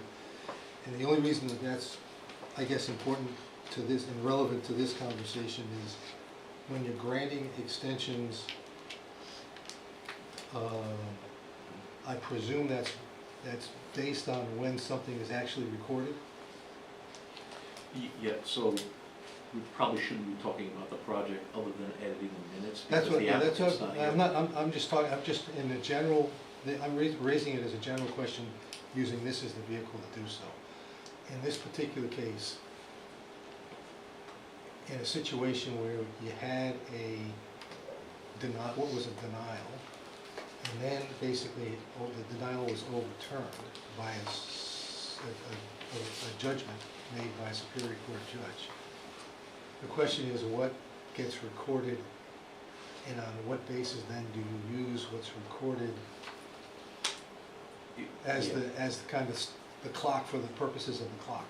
So the the clock would be triggered by the decision date. Decision of the Supreme, Superior Court, yes, Okay. that would be the controlling decision. So not SHAB? No, But I think the answer that you got when you asked that question was it was SHAB, the SHAB decision, but it's the Superior Court decision? but there's an That- appeal period. and that makes sense appeal to me period too, but- Was appealed, and so the decision ultimately enforcing or granting the project, the one that's enforceable is the Superior Court decision. That was my opinion too. I was confused when he said it. Thank you for the clarification. Because it's I not, appreciate it. until the appeal period lapses, any decision is not final. Yeah. So, yes. Okay, I don't know that we have to change the minutes, but I did have that question, so thank you. You're welcome. So moved and second. No, just a second.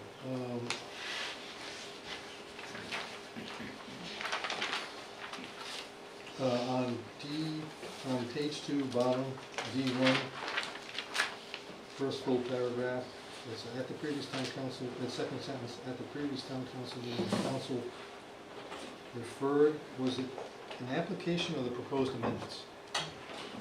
I think those were the proposed amendments, right? No, it was the application, okay, sorry. Oh, you're right. I'm sorry, never mind. You're right, I'm sorry. Okay, I have no chances. So there's a motion and a second to approve the minutes for December 16, 2025. All in favor? Aye. Any opposed? Okay. December 22, 2025. Chairman, I have some edits to this one. Okay. Heidi loves me. On page 1, the comments by Tom Warren, I think it's important to note he spoke specifically about the 5-foot minimum setback, retaining the 5-foot minimum setback. Okay. And then on page 2, part 7,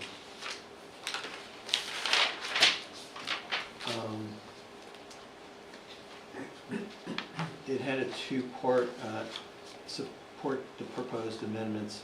So there was, part A was the table dimensional thing. Oh, no, wait, I'm in the wrong place. No, that's it.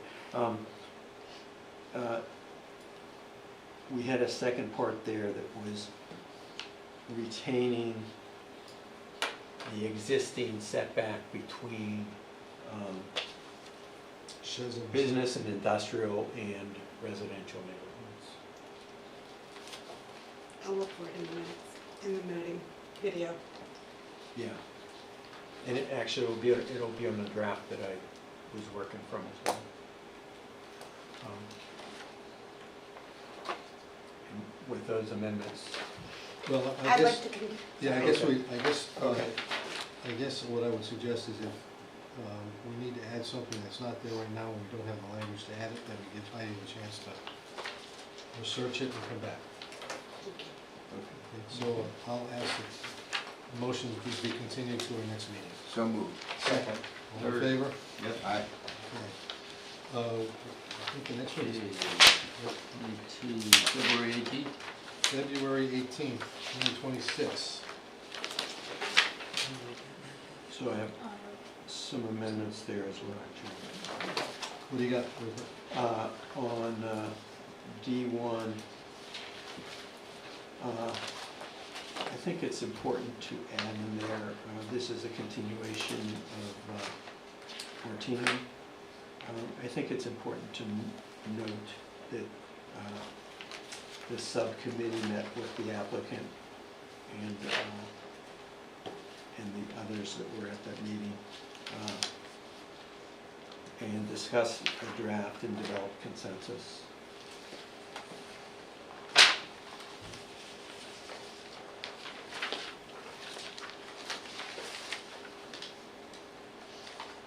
I'd like a motion to continue, please, because I'd like to look for it in the minute. Actually, I'd like to strike that. I think that if it happened outside of the meeting, it shouldn't be part of the minutes. That's correct. The fact that we had a But subcommittee. it wasn't something that took part on February 18th. So the minutes should only reflect that meeting. The fact we had a subcommittee meeting is So it'd be separate. But we noted the subcommittee meeting on I this. think Rupert talked about it I that would ask the night. solicitor for his opinion. So we spoke about the subcommittee meeting on But the the minutes are, 18th. the minutes by the statute, and also solicitor clarified, they have a very finite amount, and I think that people sometimes try and turn minutes into a transcript. So the fact that we Yeah, we're actually trying to do brought it that. up when we discussed it, that there was a vote and the vote's recorded, is really what's required in the minutes. The minute requirement is very Minimal. It is. However, if the matter was discussed at the meeting, someone can ask that it be included in the official minutes. But you're right, ultimately it's on the record from the video. So I just think that the item is here, it's written in sufficient detail, and we probably don't need to worry about every single thing that was discussed in the minutes, would just be my opinion. Rupert, you wanna make this a, I thought it was important that meeting was held and discussed consensus on this. And I agree, I'm not trying to get a transcript, but I think that's an important point. And I guess when the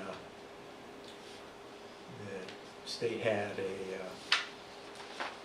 what they called a retreat, I guess, with the judge, and he specifically pointed to minutes. He said, if you point to the video, he said, that's not so helpful for us up here, or if things are appealed.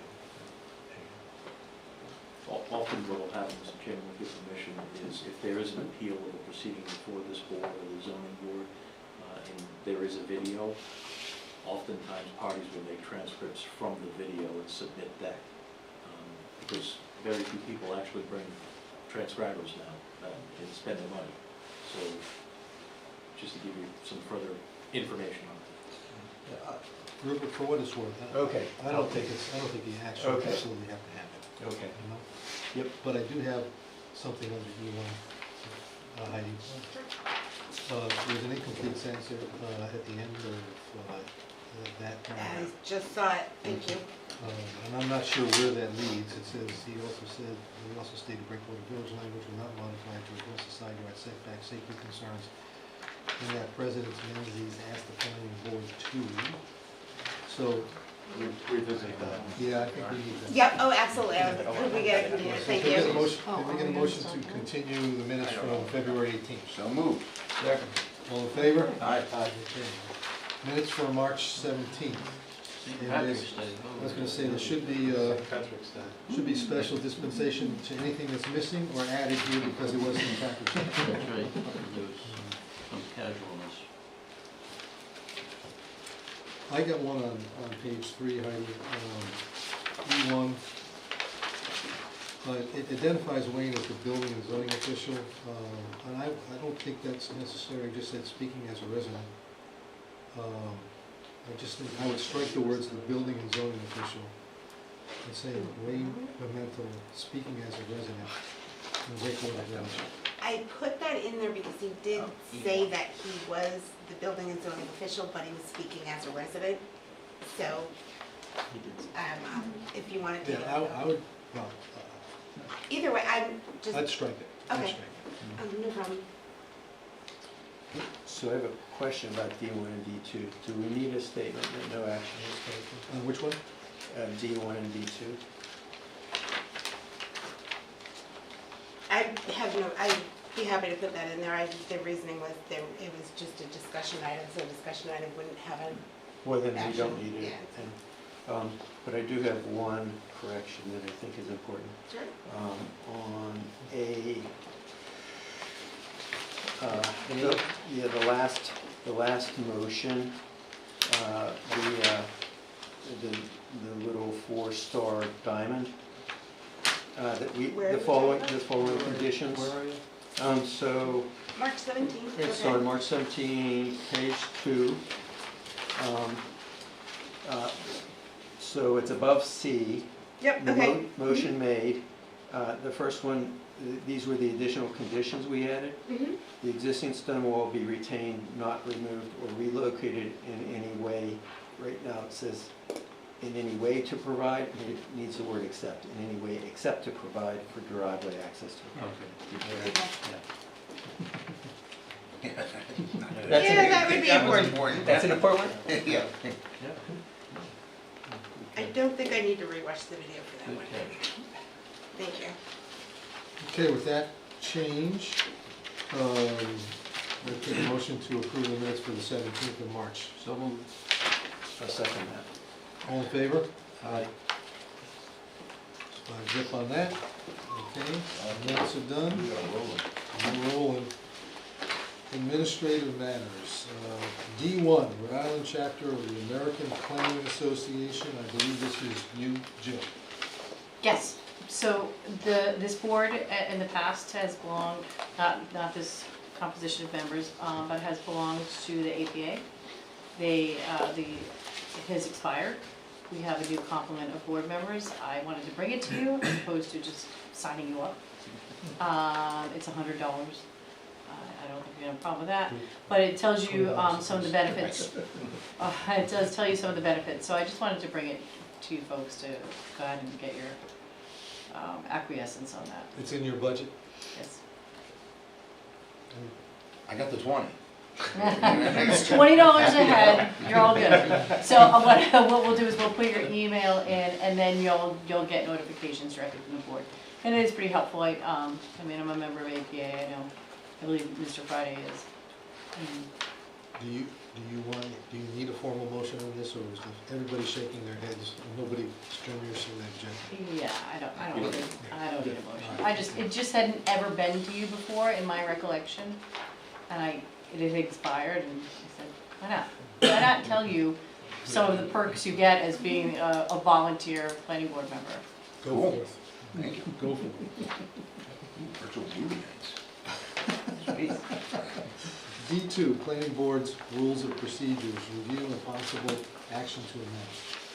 Jill, I'm going to ask you to start us off on this one. Want me to start you off? Yes. Sure. So I'm going to start you off and tell you that Amanda drafted these. Yeah, I'll take over. If that's okay. Yeah, go for it. So before you are the most recently adopted planning board rules of procedure, including some revisions that are going to be highlighted in red. The intention for these revisions is to clarify procedures, improve consistency, but really it's to address some issues that we've been encountering as we administer the applications. Lately, for example, we've been receiving additional information via email where staff isn't really given the adequate time to review properly. That's kind of causing continuances. So with these changes, hopefully we can get ahead of that, but we can go through this together, and if any board members have any questions, I'm happy to go through any of those, but this is kind of just a conversation. Obviously we can refine this and we'll re-present it when it's finalized, but I don't know if anybody's read anything so far and has any questions, but.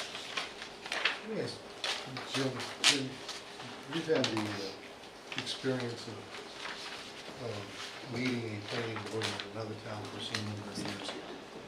Have you had a chance to look at these and compare them to what you might find in North Kingston? And do you see some places where, beyond those that have been pointed out by the staff here, that need attention and attention? The only thing that I noticed, and I did stop in and talk with Jill about, was in North Kingstown, we had a 14-day hard and fast rule. We did not accept anything across the table, just like tonight we came in, and I don't think it was of that much significance or difficulty to read, but we had a new paper. We don't know if staff has had the time to review it, if engineering has seen it. And that was something that we implemented about 5 years before I left, and we found it very helpful. So if a document was not received by the planning staff 14 days before the meeting, the applicant would have a choice of continuing to the next available meeting or going forward without it. And I think just like is one of the things that Rupert alluded to, we had the meetings and we had 5 different renditions of a zoning ordinance that came across our desk one night, and no one had the time to read it, sleep on it. Staff didn't have the chance to review it with their peers in different departments. So I would like to see something put in related to a fixed time period that gives ample time for review. And the other thing was on the hard copies, we had to ask people to provide a number of hard copies that would be determined by the administrative officer in full-size print, because we had people come in with full subdivisions on letter-size paper, and they were completely illegible. I think the burden on staff, sometimes when you have to make 300, 500, 1,000 copies isn't reasonable, even separate from the cost. So asking an applicant to come in with, if it's only going to planning, or if it's only going to zoning, because these rules seem to span different boards, giving the administrative officer the ability to say how many copies they need so that they can go to all the appropriate people, having those 14 days ahead. And the other thing it's going to do, by having everything 14 days ahead, would mean that theoretically our packets might be available before Friday. And I know the amount of work that goes into it. This is actually a nicer format than what we used to get in NK.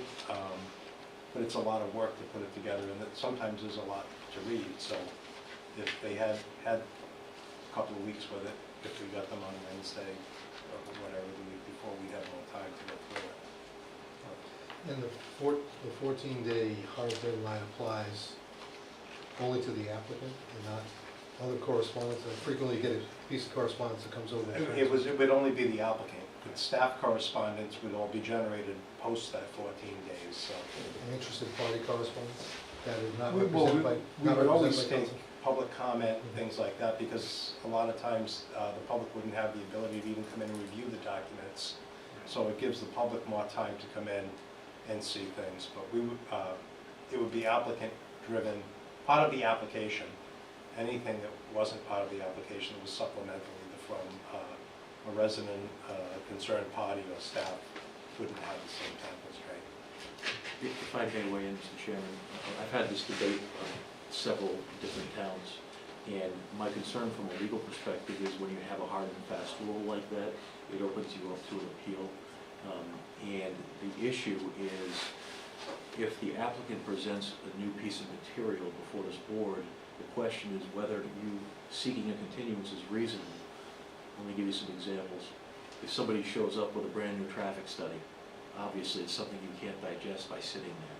If they show up with a rendering that's obvious and easy, the hard and fast rule still applies, and you have to have a continuance. And in that instance, based on the case law and the interpretations I have seen, I would be concerned that you would be reversed on appeal, number one. Number two, my concern would be that, well, I had it and I'm losing it, so it must be the late hours. I'm up at 6 to train every morning, so forgive me. But I can tell you that this has been an issue in other towns, and my recommendation is always the same. It's fine to have a deadline, but build into it some leeway that you can have a continuance at your discretion. The other thing was the deadlines. So as you know, based on the law now, you have a deadline to decide a lot of the projects, and it's a lot shorter than it used to be. I remember the 120 days period. That's long gone.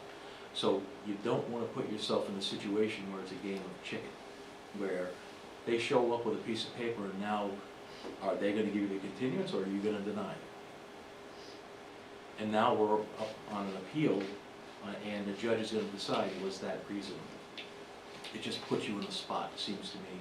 Build in the safety net of a possible continuance at your discretion. I think that's the safer approach legally. Good. Doc, you've been here for how many years now? Long time. How many? 48, 49. That's it. No, So, it's a great point of how much the time you need, we have people come in here regularly who do that, who say, oh, by the way, and, you know, I gave you that this morning, or, I mean, some of that, it's outrageous. Some of the, you know, the way people, and they just feel that, you know, the staff is just sitting in there waiting for them. And, so there, but there's no way to reasonably give a time period. North Kingstown used to, what, 2 weeks, 14 days? So that doesn't mean we should, but, Yeah, and so circumstances sometimes, it doesn't necessarily make it the applicant's fault. So there's a lot of times where you're continuing a meeting from one to the other, and it's a short period of time. You have a special meeting, you're up against a deadline. They're trying to supplement a record based on what you've asked them to provide. It could be a traffic study.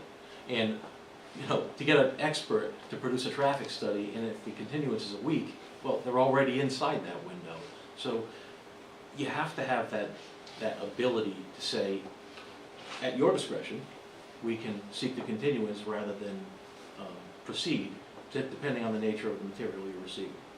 That's the reason why. It's, and the case law is pretty clear.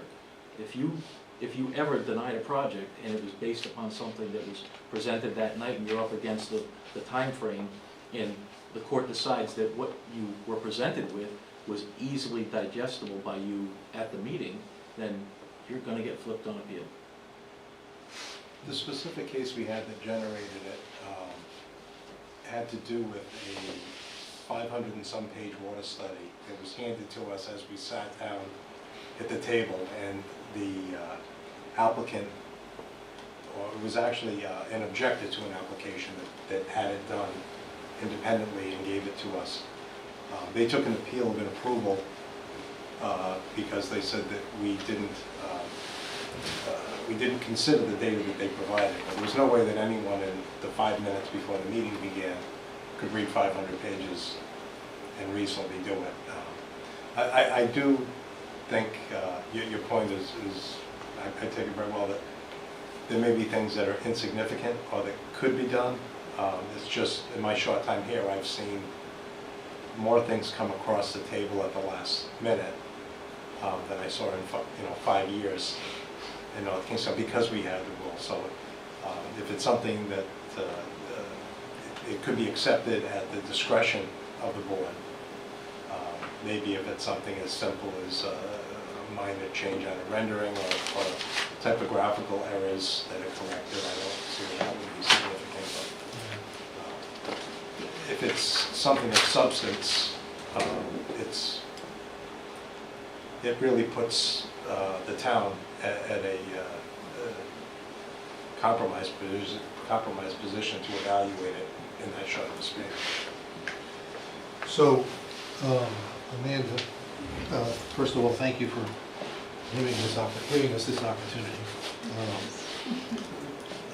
My suggestion would be, there's some stuff in here, and you talked a little bit about it tonight. My suggestion would be that we table it for tonight. Give people an opportunity to look at it more carefully, maybe for the staff and Scott to have some additional conversation. In the meantime, if you've got if members of the board have specific ideas that could be fed into a draft, we'd be happy to get them to you. Then you could kind of put them all together as something for us to take a look at one more time. Now, I'm afraid of the answer you're about to give me, Jill, but tell me what the May meeting looks like. You have, Pregnant pause. Let's hope not. You have a public hearing master plan, you have a final, a major subdivision final, you have at least 2, maybe 3 site reviews, one of them being one that will be well attended. And do we have that holdover issue from last meeting? Yes, and you have the holdover issue, yes, So- which is, right, which is, Boone- sorry, Boone which is Street Boone parking, Street, yes. right? That's the one I'm referring to. There will likely be folks in attendance who will want to weigh in, at your allowance. So, we should probably not fool ourselves, we're not going to be able to get to this perhaps till June. Mhm. My sense is we'll be able to limp along until then. Okay, and I think I've made it clear when we set the calendar for this year, but Doc, I won't be here in June. So so it'll be your meeting to chair, okay? So we can adopt but- new rules for the chair when he returns. And it may be that June's not the right time to do it. But let's, Can I ask a question? yes. You brought something up. I've been sitting here for many years, and this first paragraph here, it says, "Town manager and the town manager's designee shall serve as ex officio members of the board." We've never, in my career, never had, I mean, I understand a town manager probably is ex officio in most, the first paragraph, section 1, first paragraph. What page? Town manager, On page 2 of 7. 2 of 7, top of the page, third line. top of the page, composition of the board, I'm sorry. Section 1, planning board. Town manager and or the town manager's designee shall serve as an ex officio member of the board. I understand that the phraseology of the town manager because I would think they have some obligation, and I don't know how often I've seen the town manager here, not too often. But designee, I don't understand that. Why would we have somebody here, we don't even have the town manager? Who is this person? If the town manager designated, for example, the director of community planning to be an ex officio member of the board, I think that would cover that as his representative to the board. The way, at least the way I've seen this structured here as long as I've been coming to these meetings is the director of community development has never served as an ex officio member. They basically have served as staff to the board. That's how I see it. Presumably, he could appoint somebody else as an ex officio member, but that's never happened. No, just, it caught my eye. Yeah. In any case, Yeah, caught my moving eye right too. along. Caught my eye too. Okay, moving on, planning. Do you mind if I ask a couple of questions? Go ahead. That's just- Do we currently require all applications to come in through the portal? Or can they be paid, we don't have a, okay, So we are, no, just so, wondering. yeah, so yes, it is a requirement, we are not, we are almost there. We were waiting for, well, we were just kind of waiting to figure out, because, not to get too far into it, but the town of Narragansett also requires the municipal lien certificate, which is a process that happens not within our office. So we had to work with tax collection to figure out how to do that in the portal. And right now, Heidi's super gracious, and she takes 2 checks, and she files the MLC for people when they come in, so it's a one-stop shop. But in the portal. Thank you, Heidi. Very nice. Right, truly, it makes it so much easier for folks. I just got one today. In the portal, you can't do that. So we met with the finance director and with the tax collector to try to figure that out. And we just needed to figure out if we can put the tax collector as the first person and then put a paywall there so they can pay her, or if there's a way that they can, at the end, have a double paywall, not give us a $100 check because it goes to 2 locations. We were waiting for our IT person to come back. He was on a voyage, let's put it that way, and he arrived yesterday. Nice. So we actually already emailed him on it while he was away, but we're trying to give him a couple days to get his feedback under him.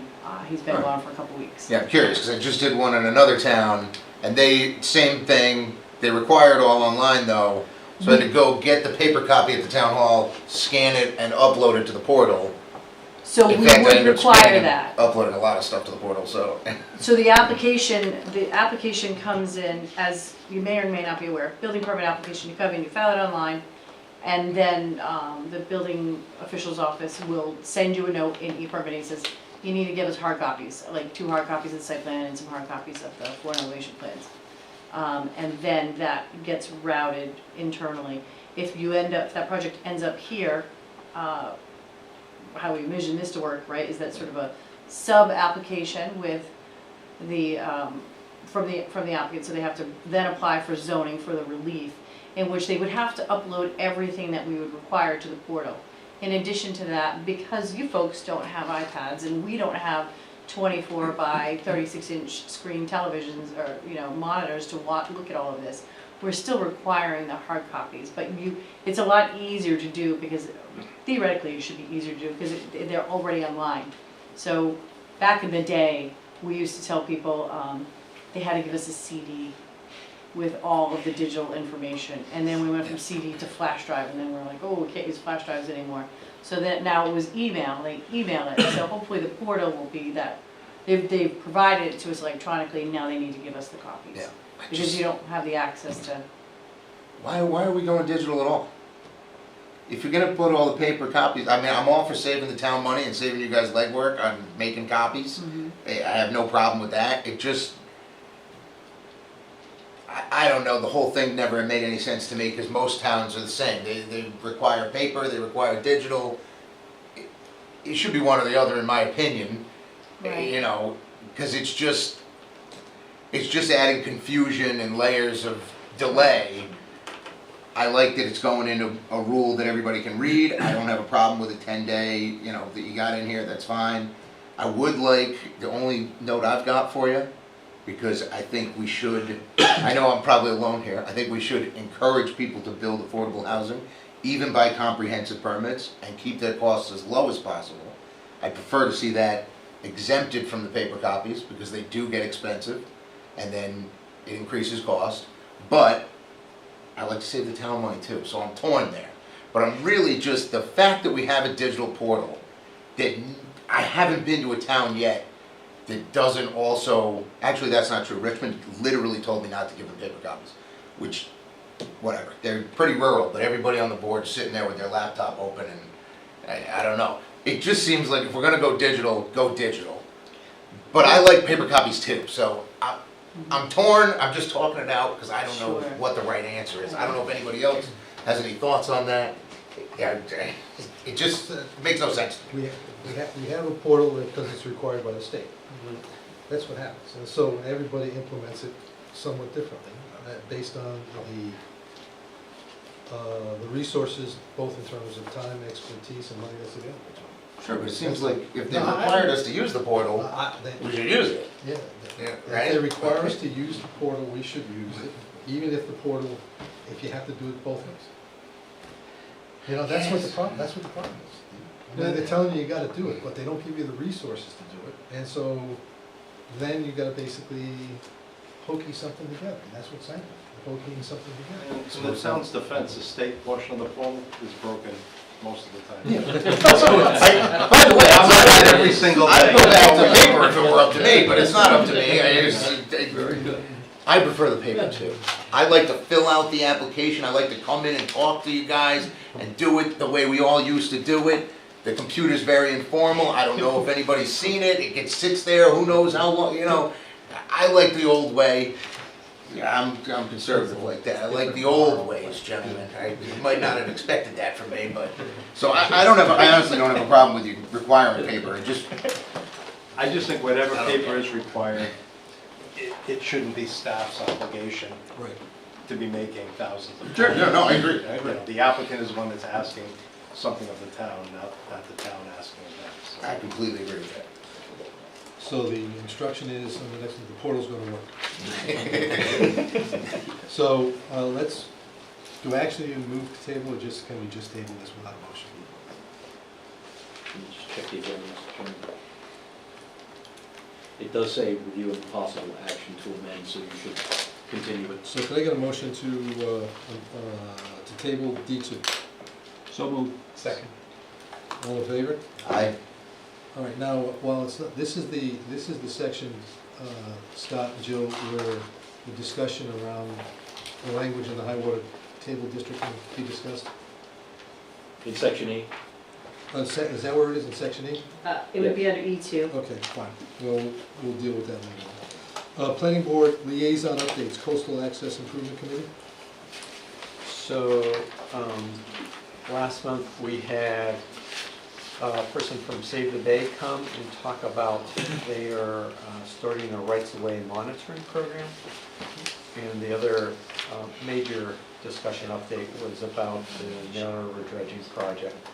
And I think the day we met, the town received its grants from CRMC for that. So the next steps are Corps of Engineers and then finding the money. It's got its state permits, does it also need a core? Yeah, this So course permit- was still pending. It still needs a core. And in terms of resourcing this effort, do you have a sense for where that is? Or what the number's going to be? The number that's been thrown around is just under 2 million. And Looking it's- for a directed grant from the feds in order to pull that off? Yes, yeah. Okay, thank you, Rupert. Steve, Land Conservancy Trust? Sure. The town's putting out an RFP on the yellow building at Middlebridge. It was actually talked about at last night's town council meeting.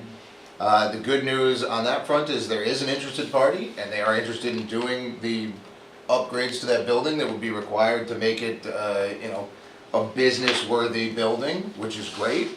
I love when private citizens come in and spend money so the town doesn't have to. Big fan of that. We're gonna start working on a long-term plan for that area. We've got people with leases there that, obviously, while they're there, there's nothing to be done. So we're starting to conceptualize a plan, maybe, a little bit, a little bit. Definitely. I think we had some good ideas thrown around, and I look forward to seeing how that materializes. And we're also still working on the Sunset Farm management plan. Yes. Yes, that's what it's called, management plan. It's back with the consultants, they're updating it again, and we'll go from there. So, Good, thank you, yeah, Steve. that's all I got. Legislative updates, E2 zoning ordinance. Do you want to go first? I can. I'm sorry, Mr. Callahan, do you mind, do you want Ryan to take the, where we are with the updates for the 2025, or do you want to tackle the other issues? No, I'll do that one first, and we'll do the subdivision regulation second, and then we'll come back to the high water table district last. Okay, you're right. Sure. Thank you, Mr. Chairman. So the 2025 zoning ordinance updates, those have been kind of going around for a little while. We had a meeting scheduled with the town's assistant solicitor. Last minute, had to get rescheduled, or it got canceled. You don't mean the current assistant No, solicitor? not the current, the previous assistant solicitor. And so the subcommittee met, and we made some final edits to some of the text.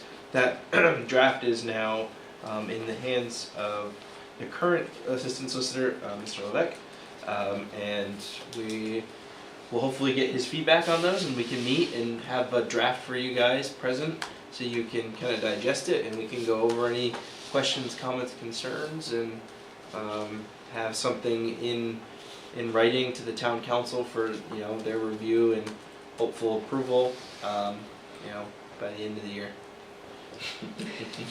Well, Sooner than that.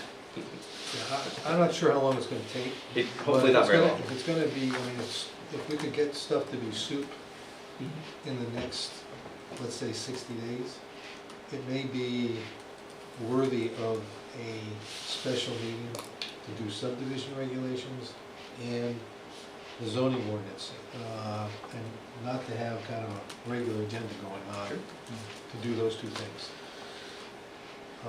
Because it's challenging to find the time to kind of squeeze in the time to do that, and this is important, it's been, Yeah. okay, from a timeliness point. Yeah, and then I would throw it back to you, Mr. Chairman, if you want to, update the board with any of the things that have gone on with the subcommittee. If not, we can discuss it at greater depths. Nope, I'm good. Once we have Mr. Levesque's comments and a true final draft. There are some, I'll just say, and I'm at the limits of my understanding of these things, there are some interesting concepts that were kind of introduced over the course of the last couple of years in terms of zero lot line, horizontal, vertical, whatever. And then the co-housing piece, which is quite interesting in terms of how it's presented. Which, as I understand it, one building, separate rooms for sleeping, shared facilities for baths and kitchens, can't convert existing residential properties to that, at least as it stands right now. But there's some interesting pieces that I haven't seen that are kind of coming our way that we're gonna have to incorporate into our guidelines in a way that makes sense for Narragansett, so. Subdivision regs? So since we met last on March 17th, I took a real deep dive into it. I got Mr. Friday's commentary on that, and I went through every single page. I took the draft that we had, which was coded, strikeout, underline, and then the gray text was in question, and then I went through it again, and I put every edit that I made on top of that, because there were some things that I don't know why they were in there. Like really unclear to me on how we were differentiating between 2-lot subdivisions and 3 to 9 lot subdivisions, because I couldn't find that allowance in the law. And we added in TRC, which we had done last time, but I edited that and refined that. Technical review. I'm sorry, technical review committee, thank you. And I provided that to the subcommittee as well as Mr. Levesque. I hadn't gotten any feedback on the previous iterations, to not just from this board but from legal on any changes. So we're starting with a good clean slate, I think, and I'd like to. So that hasn't gone to this whole board because I put it out there to the subcommittee. I think we need to meet one more time on that and go through what I did, because it's ultimately it's not. It looks like a lot. It looks like more than it is, because there's a lot of deletions or reorganization, and I just want to have the opportunity to talk with the subcommittee before I try to explain it to 5 people, and have legal review it, because I want to make sure I'm accurate, or as accurate as possible. And I saw Scott, you sent out a note saying you're prepared to Yes. host a Teams meeting for that? That would be Yes. great. Okay. Anything else on subdivision regs? The only thing I would say about that is your subdivision regulations, it might be helpful to have, I can have, if we can do that meeting before May, before the May meeting, I'll provide the whole board with the copy in May, because the special meeting that you may want to have for approval of that is a public hearing. And so I will need, you'll want to see it and review it and be able to digest it, and if time does allow something, somehow we're able to bend the time continuum on May, and we have more time than we think, then we could discuss it, but at least to get it out there, to you, and to get it out there to the public, because the public hearing it requires all those notifications that you're familiar with. Okay. Just trying to be as open as possible for anyone who may want to review it. Thank you. No, I mean, outside of you guys, of course. I want you to- For you too. Do we Mr. have a Snow, but TRC? You outside don't of- mind me asking a question real quick? Do we have a technical review committee? We have one drafted in the subdivision regulations right now. But we don't have one. So the Right. way we do it, and I inherited a lot of processes which have been great. We're really good for a really long time. The last 4 years, the state has made such a slate of changes that, and one of the things that they bumped up was the TRC, so the Technical Review Committee. So it's really, it may not have been officially necessary before we were able to get away with it. One of the things we do is we send out transmittals. So I get an application in, Heidi sends out the transmittal to building inspections, engineering, DPW, fire marshal, if it needs to go to police, or if it needs to go to a different town. And then I take all of that feedback in, and we sort of do it that way. But a TRC, we'd all be in the same room with the applicant. Okay, so it's not another appointed board we're trying to create. I know we haven't seen it, I just, It knew is we an didn't have appointed, well, it's not so much an appointed board, but it is a board with designated folks on it. So, but it's. because Cause I'm The telling you, fire in other marshal. towns, I just knew we didn't have one here, Yeah, so I was it's the curious. fire marshal, it's the DPW Okay. director, his designee, it's the town engineer, his designee, it's myself, it might be What, police, it another might be board to fire. sit on, Jill? Don't you have enough work to do? This one happens during the day. Okay. Fair enough. Every other town I've been in, it's a board like this board of like people. Yeah, and it would be a it starts as a representative. technical review and ends up as a, you know, there's not an engineer, there's not an environmental, and you're just going to see random citizens like you would anywhere else. There are other towns close by who do it Yeah. twice, they do work sessions and then they Yeah, do, I'm aware. yes. I've been there. But yes, there would be a member of this board, Okay. who, and that's determined how the chairman wants to determine whether it's one person's assigned to the whole TRC or if it's by project, Alright. so. Guess we'll see. We'll see it all. See it all. See the Well, people. that's already in the draft that you That's have, what so go through I'm it. wondering. Do I have that draft? You do, I gave it to you last month. Sorry, there's a lot. You pump out a lot of stuff, Joe, you know, there's a lot of things. We're busy we're a small but mighty. That's right. She I know asked- you are. Small and She mighty asked- department. She asked for comments, but we passed the state deadline, so. Oh, okay. Perfect. There we go. Okay, Jill, do you happen to have Yes, I copies believe we just of the passed it language? down, oh, thank you. I'm sorry, I thought that was just one copy for. Nope, that should go to the board.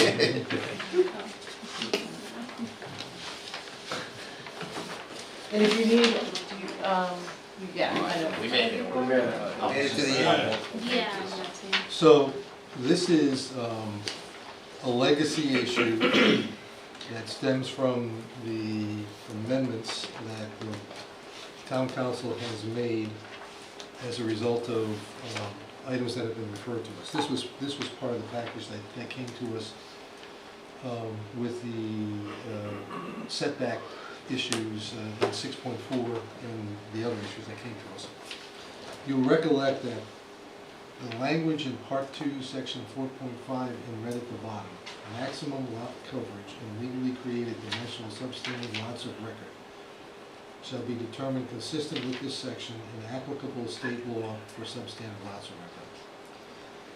record. You may recollect, we've been asking council for a couple of months to help us understand what this language actually means, whether it would apply in places outside of section 4.5, what the practical implications of this would be, and we haven't been able to get an answer. You recall in our last meeting, Bob Craven said, I think the words were, I talked to the town solicitor, Mr. Callahan, not me, and Mr. Callahan told me that the word, that it means what it says it means, which is, to me, not clear at all in terms of what it means. What was the question? What it means. So, in making, in thinking about whether or not there was something here that deserved further attention from the council, because the natural inclination is to see language like this, not understand it, and say, why is it there? What impact could it have? Where would it be? So still continue to ask those questions. I had an opportunity to talk to Scott about this earlier this week. And Scott, could you help us understand what you think this language means and what is potential consequences associated with this are? Sure. Let me preface the comments by saying that this is not on for vote this evening. So That's to the correct. extent there's going to be any action taken, that's for another day. That's correct. And let me also preface my comments by saying the day I find a zoning or planning, set of regulations or ordinances that is clear will be the first day in 28 years of practice. So But you this don't is. want, you don't want to add to the fog of war. I do not want to add to it, no, the pile is big enough. So, I'm not surprised when I read through your zoning code for a bit, and I didn't spend a lot of time, but I spent enough time to try to resolve this issue. And I wasn't surprised to find a lot of inconsistencies. And the ones that are pertinent to this particular situation, and we had this discussion previously about definitions. Definitions are important. When you tell me that you're calculating lot coverage, that means something to me. Particularly when your ordinance sets out building coverage and then it has site coverage. But it doesn't define lot coverage. So the first disconnect, I didn't get past sentence 1, because the first disconnect is what you're talking about. And I think the intent was clear. Let me start by saying, this is an overlay district, so the rules in this overlay district apply only to it. So not townwide. This is the overlay district. That's answer number 1. That one's clear to me. Answer number 2, I think the intent of what's discussed at the end of this ordinance and described as lot coverage was actually meant to be site coverage, which is defined. And it makes sense to me because this is the high water table, so we're talking about an area of town that could be particularly susceptible to handling stormwater, right? And so you're gonna be concerned about more than just building coverage. You're gonna wanna know what's the impervious surface that we're putting on this lot, because it's important. And if you look at the language in E of this very section, you'll see it's talking about site coverage. Aha! So more of a clue that that's what was really intended, because this last section varies that to some degree. So I think the first disconnect you have is that throughout that whole last paragraph, you're talking about lot coverage when you should be talking about site coverage. I would change that. I would also wordsmith it a bit, because frankly saying, in case of legally created dimensionally standard. So why don't we just say 4 dimensionally standard lots? You know, I mean, there's a lot of wasted language in here. Again, endemic to every ordinance I've ever read. So the last piece of the question was, what does the new language mean? I don't know. I can give you my educated guess and suggest to you that maximum lot coverage in legally created dimensional substandard lots of record shall be determined consistent with this section. Yes. Okay. For properties in the high water district table, yeah, but that's stating the obvious. It doesn't add anything, in my opinion, to the ordinance itself. To the ordinance itself. And then the second piece of it, and applicable state law for substandard lots of record. I'm not sure what that's referring to. I wouldn't use general language like that unless I intended to direct somebody to a specific state law. But state law will always control when it's a mandate, right? So I don't know what that adds to the discussion either. I'm not sure why it was put in there, or who was thinking that there was perhaps some ambiguity and that needed to be added. I don't see the value added by that entire sentence. Okay. And if I understand it correctly, that's what it's meant to do, tell you, you need to follow these rules, well, we know that, and you need to follow state law, we know that too. So, it doesn't open any windows or doors that you can see. No, Does it, it doesn't clarify anything. not in my opinion. Is it beyond just kind of having kind of the pride associated with having language that means what you say and say what you mean? Is it doing any harm there right now? I don't think so, but again, there is some ambiguity there, so I could be wrong. I don't know what the true intent is or where you're trying to direct me to, so it's a misunderstanding. It creates a potential where I'm not seeing where you're trying to do, and maybe, I mean, I can't answer the question because I don't understand what the purpose is. Well, Mr. Chair, while we have it in front of us, just some confusing language in this, because I looked at this once, believe it or not, this is one of the sections of the zoning I'd read, and I didn't understand it. Right after the very first strikeout, up in the paragraph, where 13 struck and out to 15, and it talks about sun decks. Non-roofed open sun decks? Yes. Yeah, first paragraph? And then right after percent, it says of the adjacent residential units overall footprint.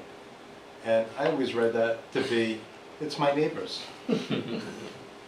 Is that just forwarding, or am I reading it incorrectly? Both. I think I understand what the Yes, intent is, yes. but what does it say? The intention was, and I was here when that was drafted, The house The- next to the sun deck. the house attached to the Yes. sun deck, adjacent to the sun deck is the house, yes. Yes, so in that case, it's the, I always wondered if it was my neighbor's house. I read that as the neighbor's house too. I was like, it If we're can't be gonna bigger than my wordsmith it, neighbor's house. can Like, we what the? clarify that while we're there? I didn't even see that one. So, Just build one house on a tight lot, you'll Just find every one take of the them. word adjacent out, and I think you got it. The residential unit's overall footprint. Yeah, right? Yeah, That one's an yeah. easy one. Right, just straight adjacent. anyone else have anything they want to say about this particular piece? So, if not, my inclination would be to ask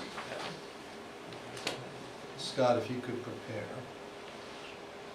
a brief, very brief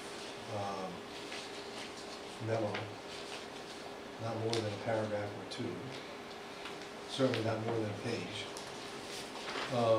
that provides your analysis of what this language does and does not do. And bring it to, as an agenda item for our next meeting, for possible action, for recommendation to the town council regarding what it is. What that recommendation will be, you don't have to draft anything in advance of the meeting. It will be on the basis of what we read and what consensus, if any, comes out of that. Absolutely. Does that make sense, Jim? yes, thank you. Okay. Everyone okay with that? Okay, comp plan update. You want to handle this, Jill, or do you want? Sure, I'm just trying to, Yep, you finish your thought. Yep, thank you. Making the note that I'm not doing a rec. Thank you. Right. Okay, so the comprehensive plan update, I think last month did we talk about, we met with the consultant, we've been working behind the scenes. I was on the phone with the consultant for over, maybe not about an hour yesterday, just trying to work through so the next steps, I'll just give you, what I asked for, it was an updated timeline. What I'd like them to do, and we're sort of working it out, is to, since this board is the steering committee for that, the comprehensive plan update, and they are currently working on the baseline documentation, which should be just sort of the facts for the record, if you will, about, the different parts and pieces of town, is to do a sort of an informal, for lack of a better description, kick off with the steering committee and present what they might have about the baseline report. I'd like them to have, and then open with a public workshop on it to get the public's feedback, because I think, and sort of whittling down from that, you may find that we have some interested parties who become stakeholders under the various elements that we're looking at. So that's where we are, that's what I sent, and I also gave him, the consultant, the feedback that Tom, you provided, Brian provided, and I provided on the survey. So I do anticipate a survey coming out, hopefully within the next month, maybe right around the time that they're ready to meet with you.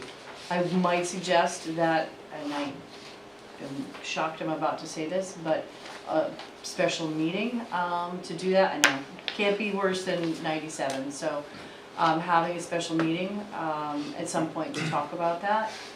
But I haven't hashed that out yet.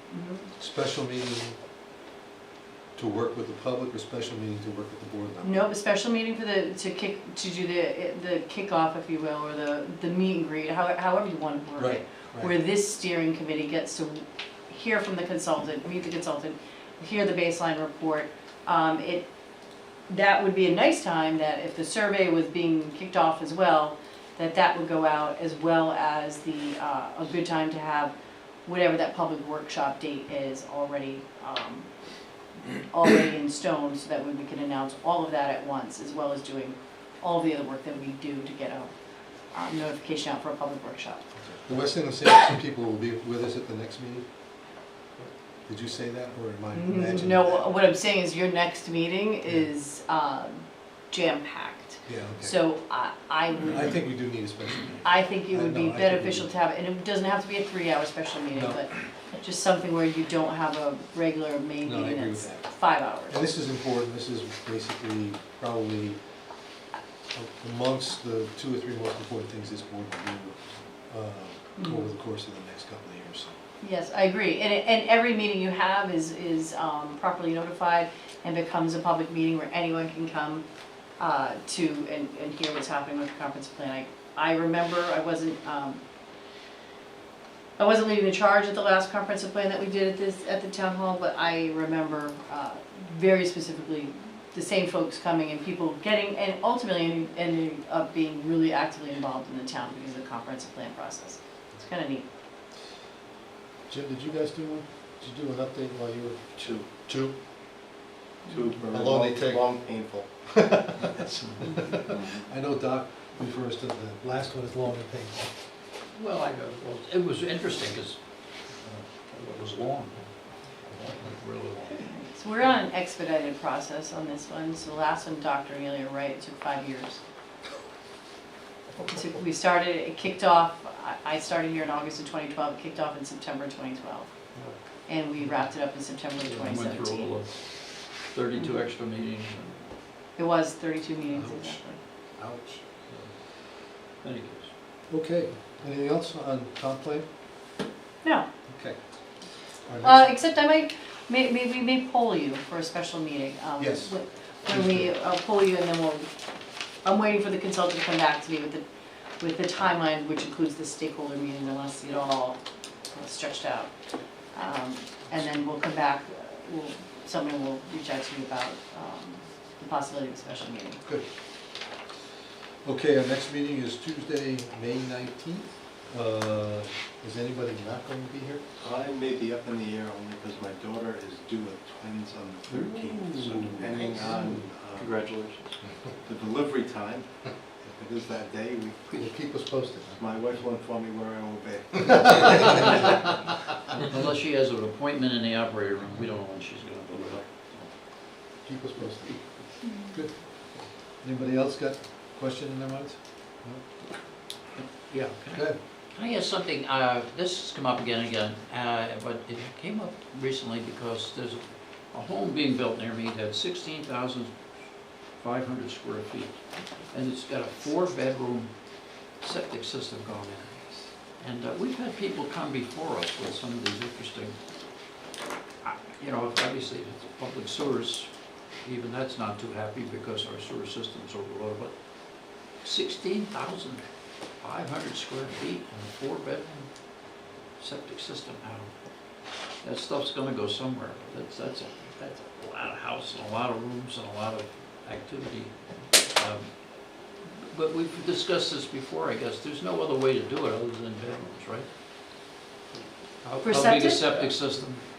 No, septic systems are, so they're determined by, from the town's perspective, in DEM, the permit is based on the number of bedrooms. Bedrooms, yeah. Mhm. But again, that designation, the wine room, the storage room. We've Yeah. had those conversations here where people designate rooms, that's interesting. It's just, wow, that soil, for 4 bedrooms, that's what we have. We have 4 bedrooms. What? That place, huge.